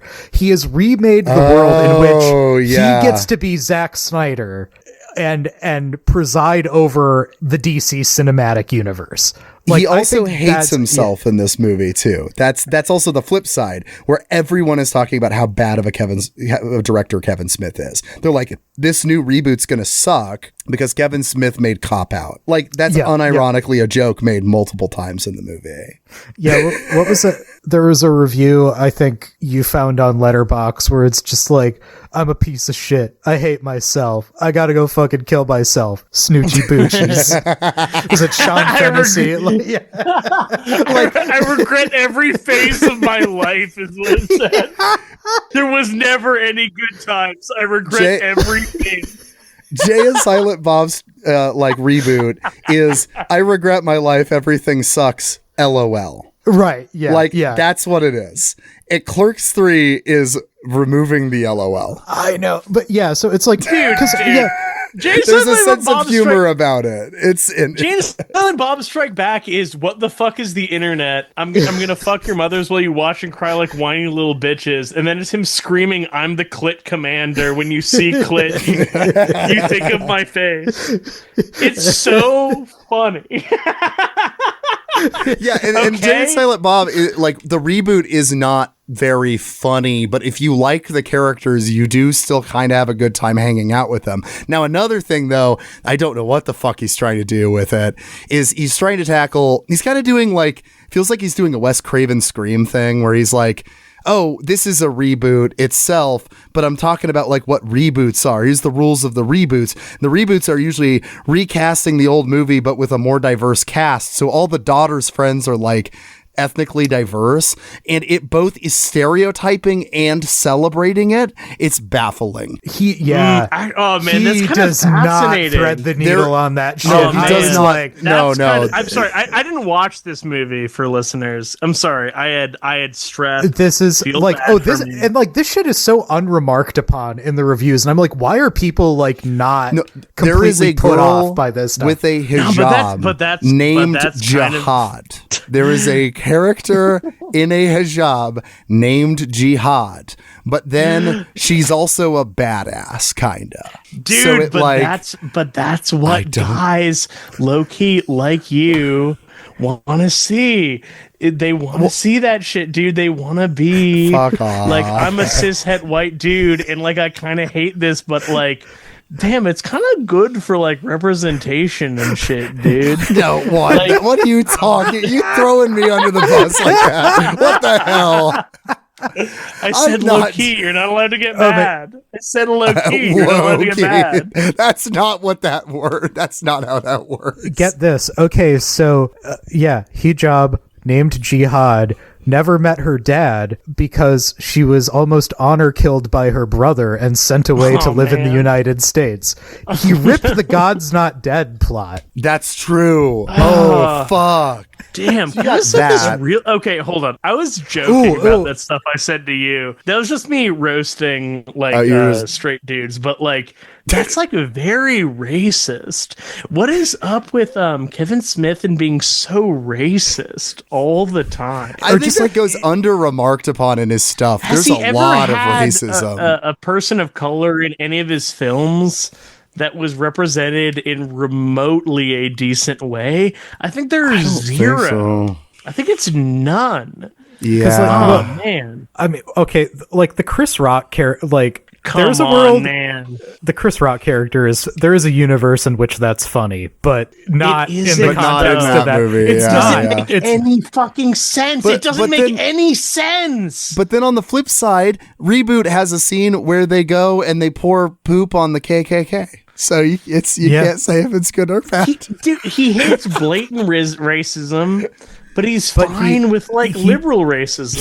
He wants to be able to say any word whatsoever. I really think it's. I mean, no. I think it's worse than that. I think he has hatred within his heart. Oh no! He might. No, because they're like Jay and Silent Bob reboot is very sweet and sentimental, but yeah, there is this like he's trying to work through a lot of anger and resentment about his position in the culture now. Like, oh man, maybe he. Now I'm getting back to the point I had before we talked about Red State, where he's a truly evil human being who's bringing in his like satanic, freakish. Satanic, freakish, fucking reactionary views into the populace. Okay, so except I also no one is watching or cares now. Right. Okay, I also want to remark there is another member of the abandoned daughter squad that is a Chinese exchange student who in a twist is revealed in a twist. What does he call him? What does he call her? What on earth does he call her? Shit, what is her name? I've forgotten, but it's not good. I'm afraid to say that I think it is out loud. Okay, no, but get this. It gets worse. If I said what I think it gets worse. Shan Yu. That's her name. Okay, that's actually unremarkable. I thought it would be much more fucked up. Sorry, so the concept of this character is that she's whispering into a tiny recording device the whole thing, and they're like, and the whole initial joke is like, whoa, she like it's Jay going like, whoa, she's weird, and like kind of stereotyping, and then like his real daughter going like, well, you just don't understand her. She's recording a podcast for our audience back in China.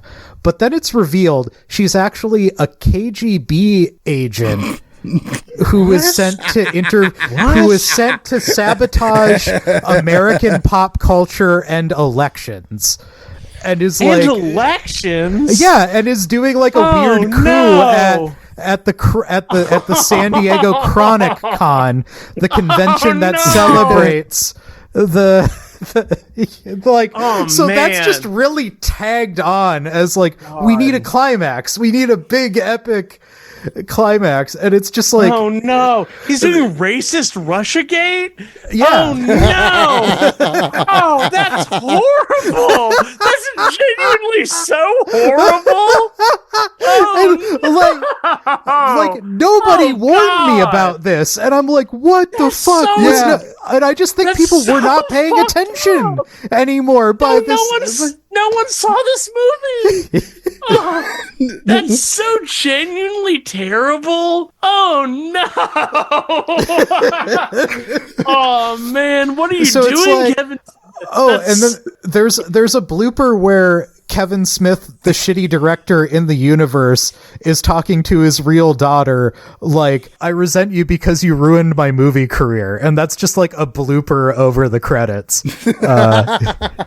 Yeah, this is also in the era where Kevin Smith starts padding out the length of the movie by having like 10-minute long credits that just have a bunch of unfunny bloopers. Oh man. But then you get a Hip Pocket sequel to Chasing Amy, where Alyssa and Holden co-parent an IVF baby, but she's married to a woman, and Holden updates the catchphrase. They named the kid Amy, and then he goes on, well, yeah, now I spend my days chasing Amy, and I'm more fulfilled than I've ever been. Stop! Hold up. Actually, stop. I hate. You know what? Every Kevin Smith movie retroactively rated a 0. What is up with him? What is going on? Okay, you need more. So upsetting. You need more of this. Okay. Fred Armisen is in this one. Even better with Joey Lauren Adams' character, whose acting you hate. She says like, I'm developing a new series with Netflix. We're calling it Finger Cuffs. They wanted a title with edge. Anyway, we thought it would be better if a queer woman took over this time. Like, it's just him like going through all the criticisms of Chasing Amy and addressing them in a 5-minute scene. But it also has an incredibly touching moment where Ben Affleck goes like, first of all, hey, nice to see you, and hugs Kevin Smith and Jason Mewes. So that's nice. He's broken. We broke him. I broke him. him. It's Look, it's hard. I know. I am glad I front loaded it with the things I liked about it, because I don't think I could pitch them at you now. Like, I don't think I could be like, oh, but it's kind of sweet that he like wants to be there for his daughter. This is disgusting. Like Jay and Silent, it's an incredible artifact. Like, I mean, I think he's telling on himself with so much in that movie of just like, he's trying to play off. He's like, no, I have a great life. I love it. It's like, no, he's deeply resentful that he's not Zack Snyder. I just can't read it any other way. But why do his films have this tone to them like he is a chud incel working at a 7-Eleven in fucking Rio Grande, New Jersey? Why does he do this? He's a millionaire. Okay? What reason does he have to present himself this way? Well, after this, he makes Clerks 3. Well, technically after this, he makes Kilroy Was Here, which came out the same year as Clerks 3, which is an hour-long horror anthology that was released as an NFT. And that knowledge is kind of important when you watch Clerks 3, because there's a bunch of anti-NFT and like anti-crypto jokes, kind of. That's me punching like, NFTs. And it's kind of like, how are you making that joke if you also release whatever? Clerks 3... We're back. We are, and you know what? I'm not gonna say this is necrophilia this time, because this is different. It is a bit that, obviously. Actually, it really is. It's also self-immolation. This Clerks 3 is a suicide note. I watched Clerks 3 today. And I was planning to watch Kilroy Is Here if I had the time after it. And I did. I had like 3 hours before we started recording. But I was so depressed after I watched Clerks 3. I just had to like go for a walk. Like, damn, dude. It actually put me in a horrible, unironic bad mood. And I don't know how to explain it. Because, okay, neither of you watched it, right? I'm the only one pitching this? Okay. No, man. Yeah. So... Randall, I heard it was really bad. So picking up where Clerks 2 left off, Randall and Dante work at the convenience store at the, it's oh wow, it's the, do they own it? Do they still own it at the beginning? I think they still own it. But they're just working there. It never really gets into ownership and the concept. It's just picking up at Clerks. And Randall has a heart attack. And which, again, this is a reference, obviously, to Kevin Smith having a heart attack. And he survives it, barely. But he survives it. And he has like a kind of revelation that he has wasted his life. And he spent his whole life watching movies, but he's never made a movie. And so he decides to make a movie. And that movie is Clerks. It is a movie about the making of Clerks by the characters of Clerks. It's horrific. So most of the movie is going, remember that funny scene from Clerks? Remember that funny scene from Clerks? Now we're redoing it, and it's in color now, and it's cutting back and forth between black and white from the perspective of the camera and color, and it's, that. And then there is a tension between Dante and Randall that builds up, because Dante doesn't really want to make this movie. And part of this is between Clerks 2 and Clerks 3, Rosario Dawson's character that he ends up with at the end of Clerks 2 dies in a car wreck. And so there's a horrifying scene where he talks to Rosario Dawson's ghost. Okay, this is hilarious because a little bit of this scene played as a preview clip on one of the services I was considering a rental briefly. And I was just going, oh, fuck you. Oh, fuck you, Kevin. Yeah. And it's clear it's Rosario Dawson's just gone on to do much better things. And so they had her for a day. So they just have her like next to her grave. And then she like talks about like how she's fucking all these famous people in heaven, including having a threesome with Miles Davis and Frederick Douglass. So there's that racial sensitivity. Bro. Yeah. And then, so this tension though builds up because Dante is really tortured by doing this movie about all the great times they'd had when they were 20. And it's just bringing back all the bad memories of the way his life ended when Rosario Dawson died. And it's just like, I don't want to actually relive all of this and shit. And Dante has a big screaming match with Randall where Brian O'Halloran is acting like as best as Brian O'Halloran can. He is screaming. He is doing his like scream acting moment, and he's crying and he's saying, I don't want to be living this over and over and over for the rest of my life. And then he has a heart attack and dies.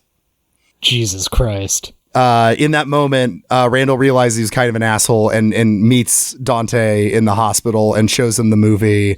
And Dante doesn't seem to like want to see the movie, and he's just dying watching the movie. Now, the important extra metatextual detail to this that makes this so horrific. It's like Synecdoche, New York. So much worse. It is like Synecdoche, New York, which is a great movie, but it's like a fucked up Synecdoche, New York. The extra metatextual detail that fucks with this so much is I was reading a Letterboxd review from a guy who was at one of the, like when this movie went on tour, and Brian O'Halloran was getting shit-faced, blackout drunk before the interviews and would keep saying that he wanted to go back in time and slit 23-year-old him's throat so that he would never have to be stuck reliving this one role he played in the 90s for the rest of his life.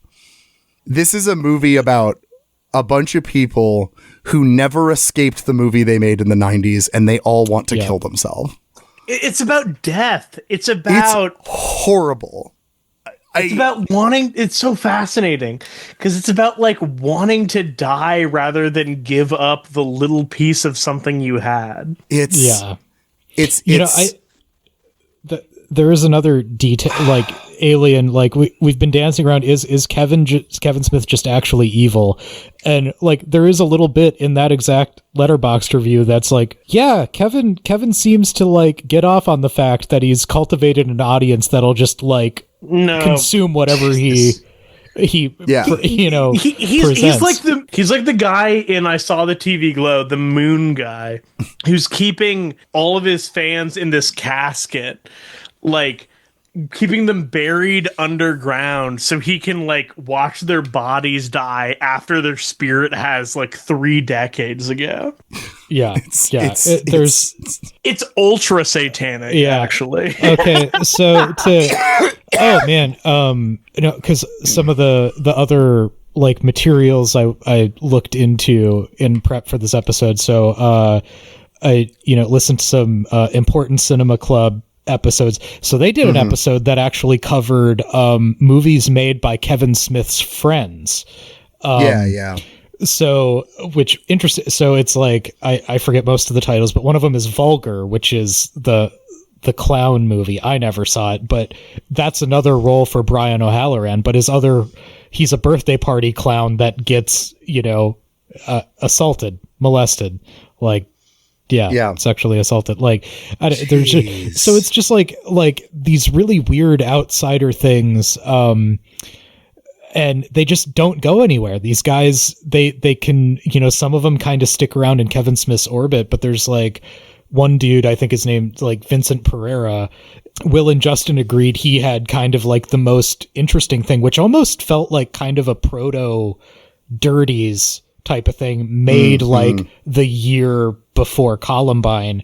So that was a really interesting detail. So it's like Kevin Smith has had an eye for this sort of material before, to the point where he encouraged a friend of his to put a movie out that wound up not being successful, and they had a falling out, and it's speculated that this Vincent Pereira guy like resented Kevin Smith for having, because he I guess early on they were friends, and he was the guy who was into filmmaking first. He's the guy that got Kevin into it in the first place, and Kevin's the guy that got successful.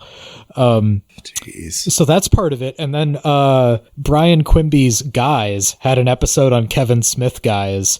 And I might have to listen to that. There is a whole segment of that where they go through Kevin Smith's Patreon tiers, and it's insane. Like, basically, there is a Patreon tier where if you pay like the equivalent of a year's worth, I think it's only like $3,000, like that serves as an agreement for Kevin to appear in your own project. or to get a cameo or something. But he's developed an audience of guys with too much disposable income that will just eat up the slop. And he's mostly just been like making a podcast and selling merch for the past 20 years. So like, yeah, I think there's a really like hateful, exploitive businessman that's actually making the money, and he's resentful over like losing the artistic credibility he had in his early career. Man, maybe this guy is Satan. Maybe he is like the ultimate evil in the universe. Dude, I just... And Clerks 3 also on top of that, and you know, just to reference the race stuff, there's black characters that basically just voice all of the racial kind of criticisms of Clerks for being racist, kind of so that he can acknowledge it, I guess. And I just... You know what I think, though, is that Clerks 3 is so emotionally potent that it's a better movie than Clerks 2. Because Clerks 2 didn't have this effect on me, at least. Clerks 2 just made me go, that was a horrible movie. Clerks 3 ruined my day. And you know what? There's something there, at least, right? Damn. Yeah. I don't know, man. Maybe I should just watch like 2 hours of Instagram reels, and it'll probably be better as a form of cinema than whatever the fuck you watched, man. I can watch just a bunch of guys doing epic dances to whatever's on the top 40 charts right now, and it'll probably be a more enjoyable 2 hours than whatever the fuck you just described to me as existing within Clerks 3. So Clerks 3 is not the end of his career, even though it sounds like it would be. Frankly, it's like a death knell for his career. He put out a movie last year that I haven't watched. I don't think either of us watched the 4:30 movie. Ooh, 10 minutes too late. Am I right, guys? Oh, yeah. No, I'm not even awesome. engaging with that. I'm not even engaging with it. What I saw was that on on Letterboxd, people who were giving horrible reviews to old Kevin Smith movies, people were saying under it, you should try to watch the 4:30 movie. And that made me feel like I didn't need to engage with it. I see on Letterboxd there's 2 future projects that are Jay and Silent Bob's Store Wars. I don't know what that's going to be or if that's going to happen. And Red State 2. Okay, I'm interested in one of those. Yeah. Yeah, Jay and Silent Bob's Store Wars. Fuck no, man. Fuck no. Well, first off, that one's not coming out, and it's going to eventually come out when they're 85 and be called like Jay and Silent Bob Hail Satan as their god.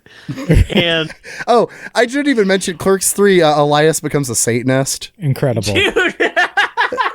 I mean, that's that part is a bit funny, I will say, because it's like he's so mad, and he's the one that's really into crypto, and that's a little forward thinking even too, is the fundy guy getting really into crypto and then becoming a Satanist and still being really into crypto. I think that's many of the brethren's evangelical journey was. Yeah. No, yeah, and I mean, even that's probably the only thing Elias is the only thing interesting again. I don't know. God, what do we do with this? This is it. This is the end of the filmography. I don't even. What do we say at the end of it, man? I don't know. One thing I forgot to mention when we talked about Zach and Miri Make a Porno real quick that I want to reference because it reads even worse now when you look at what he does after that, is that the end reveal of that movie is that they decide to film the porno in their place of work. All of his career is just about, man, we got to go back to Clerks. Yes, absolutely. It's horrible. It's horrible, dude. Oh yeah, he's trying to rediscover the spark. Like he is trying to get back to that, like, hey, this is the thing I did where they're like, you've got potential, you could be great. And it's like what do you do with it? It's like it's so torturous because in trying to rediscover the spark, he is burying it further and further. Yeah, no, he strays further from the light. And there's this weird aggrievement about it, and the thing he's not willing to face is like, dude, you never got better at your job. like, you just never got better at your job. That's all I can come back to, is like, he never honed his craft. He insists on being a movie guy, and he has some talent as a writer, but he's inconsistent. He never develops it. You know, like, any visual flair is rarely his own. He's very uninterested in how his movies look. There's no consistent visual language or through line through any of it. I don't know. I think that honestly, he could have gotten rid of like 75% of his sad energy just by, like, in the early 2010s, committing to never fucking making a movie that was a sequel or in the universe of his own films ever again. Yeah. Like, I really think that if he had just committed to being like, I am a direct-to-Tubi action film director, then he could have just kept doing this forever, and it would have felt like 100 times more dignified. Yeah. If he had just committed to this in like 2010. Because he's too insecure to be a Sandler. He knows he's good, so he's gonna fuck off for 10 years at a time and make a bunch of bullshit so he can, like, finance his vacations with his buddies. And then he'll pop up and he's like, yeah, I'm doing a movie with the Safdies, and it's going to be the best thing you've ever seen. You know? Yeah. Like, and he just could never, he lost it, and he thought the way was back. And it's like, the way forward is like, take the opportunities and resources you have and just, like, get better. Honestly, man, if he'd kept it exactly the same level of skill that he was at, but it just made like 4 more Red State and Tusks, I would view his filmography so much more positively. Same thing with Jersey Girl, honestly. Like, anything other than what he is currently doing, the punishing hell that he is inflicting upon the fans that he so despises, anything other than this would be preferable. Well, to wrap this up, Alien, you had the idea of us giving what our top 5 Kevin Smith movies are. After that depressing note, what's the good stuff? Top to bottom: Red State, Tusk, Clerks, Jersey Girl, Zack and Miri. Okay. That seem fair, bro? Okay. For me, number 1, Clerks. Number 2, Red State. Number 3, Mallrats. Number 4, Jay and Silent Bob Strike Back. And then with 5, it's either Tusk or Zack and Miri. I'm torn. I think I'm going to say Zack and Miri, actually. Okay. Like, Johnny Depp really does fuck with Tusk for me too much. Yeah. Like, very understandable. Very understandable. Okay. Going Red State, Clerks, Chasing Amy, just for personal significance, unfortunately. Zack and Miri, Jay and Silent Bob Strike Back. There we go. Okay. That's a respectable it's just list, like, I think. It's like, Zack and Miri is just like a decent time. It's just, it's fine. It's a perfectly decent, like, aughts comedy. Even the whole revelation that, like, oh, they're going to film it in their workplace. If I didn't know it was a Kevin Smith movie, that wouldn't annoy me. It makes emotional sense within the movie. Yeah. For them to make that revelation. Yeah. Narrative sense, whatever. This has been punishing, man. Fuck, this is long, horrible. dude. This was a long episode. Who's gonna listen to this? What have we learned? No one. There's no reason to do any of this. This is what we did for the holidays. Well, no, it isn't, bro. This is what I did for the holidays. After this, I'm going into a fucking machine and I'm erasing all of this shit from my brain, bro. You're gonna do an Eternal Sunshine of the Spotless Mind. You're not doing this shit to me, dude, where you're like, oh, this is how we spend our holidays. As soon as I end this fucking call, all of this will be erased from my mind, and I'm willing that to happen. And that will be a fucking gratitude.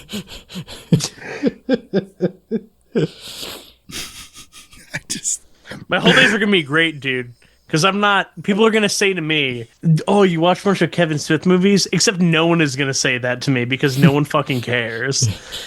Or even knows who Kevin Smith is. They're going to be like, hey, you're giving me great holidays. I'm just going to say, yeah, I'm great. And it'll be because I had a fucking surgery to remove Kevin Smith from my brain. I'm going to remove the Kevin Smith area of my brain from my fucking head, dude.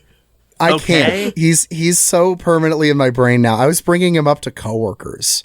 I was talking about Kevin Smith with coworkers. Me too, man. I'm not, bro. That's compartmentalized. That's all a bundle of neurons that can be removed at any time with a scalpel. I was behind the bar at work having a Clerks-style monologue about Clerks. It's just we live in his world. That's the fucked up thing, is we live in hell, and he created it. He is the devil. I'm glad we got to this, is that, like, eventually all of America ended up in Kevin Smith hell. Yeah, no, this is... Yeah, we... Well, going into this, I'll say this is the ending point.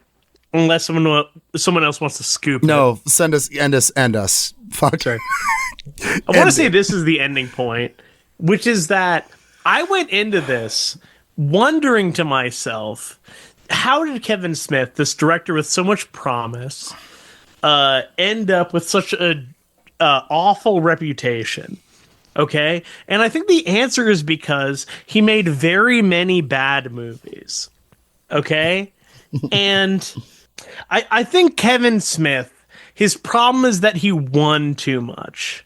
Right? Like, his vision of the world of, like, the epic comic book guys who think sex is fucking sick, bro, are going to rule the future. And he was right. The problem is that we got Elon Musk, bro, is that once you get that, the answer is, like, are they cool, epic liberals? No, bro. They are your deeper self, Kevin Smith. They are your deeper reactionary self. And honestly, man, if you're listening to this, which I hope you are, like, please, man, you gotta either make something, like, actually good that has no connection to any of this nonsense, or more realistically, man, I don't know, bro, put it all in the index funds.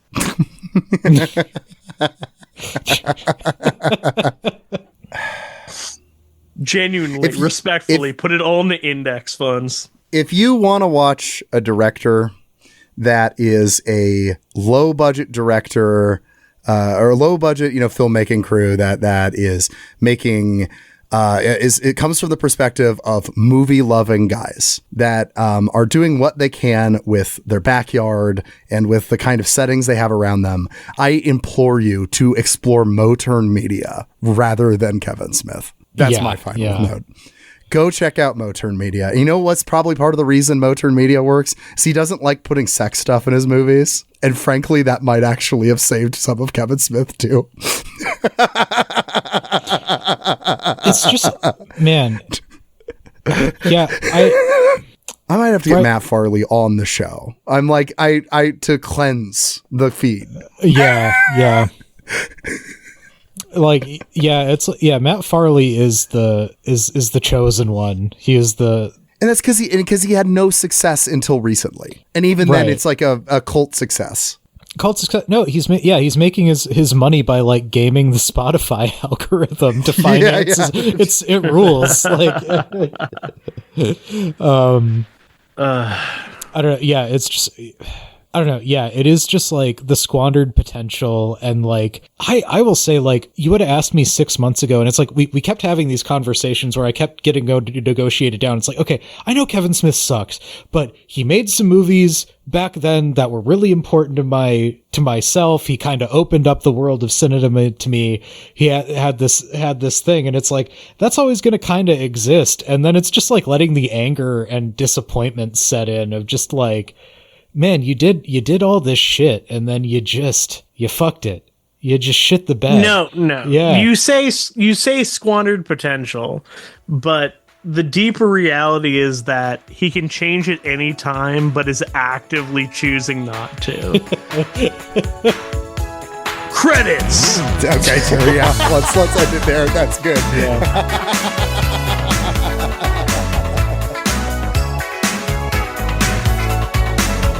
Hey, Hey, thank you so much for listening to today's episode. If you like what you heard, make sure to leave a review on Apple Podcasts. It helps out with the algorithm. And if you really like what you heard, consider supporting the show on Patreon. And one of the benefits of supporting this show on Patreon is that you get your name read out at the end of every episode. So, without further ado, this episode is brought to you by our lovely patrons who include Leo Zachary Dickinson, I Am Once Again, Philip Cozy, I Drink Corn Syrup, Yum, Vita Breva, Avakai Brodagam, Caleb Sutton, Regular Sized Horse, parentheses Small, Kyle Gannis, Moss, The Worst of All Possible Worlds, Steven aka Spike Stonehand, Gavin Aronson, Joseph Gross, Robert Eilman, Attention Francis, Shy, Randy Sutton, Josh Christensen, Caleb Butler, Space Blaster, Frankie Teardrop, Martha Zumack, Benjamin Rawls, Eden Friedenberg, Ian S., James Lunt, A.A. Ron, Grouchius Marxius, Ruthus Truthus, Electron Shed, Ficus, Jacob Dallas, Kitty Sparks, Dr. Shockmaster, Doodle, and of course, Chris Barker. Thank you so much for listening to today's episode. Thank you so much for listening in 2025 throughout this year. And we will see you maybe on the Patreon for one more episode. And if not then, I'll see you in 2026. Thanks so much for listening, everybody. Bye.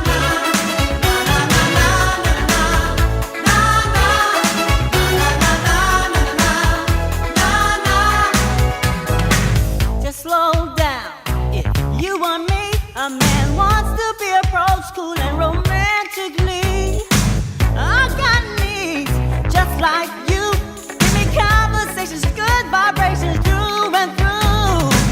So come on, baby, won't you show some class? Why you wanna move so fast? We don't have to take our clothes off to have a good time. Oh no, we could dance and party all night, and drink some cherry wine.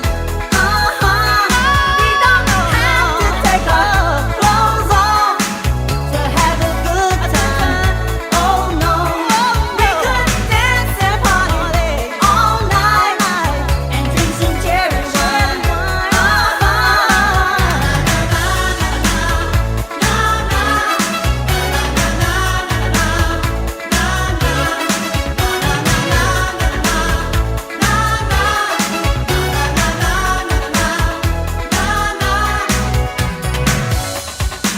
Yes, I want your body. But we don't have to rush the affair. So you say you want to taste my wine? Not yet.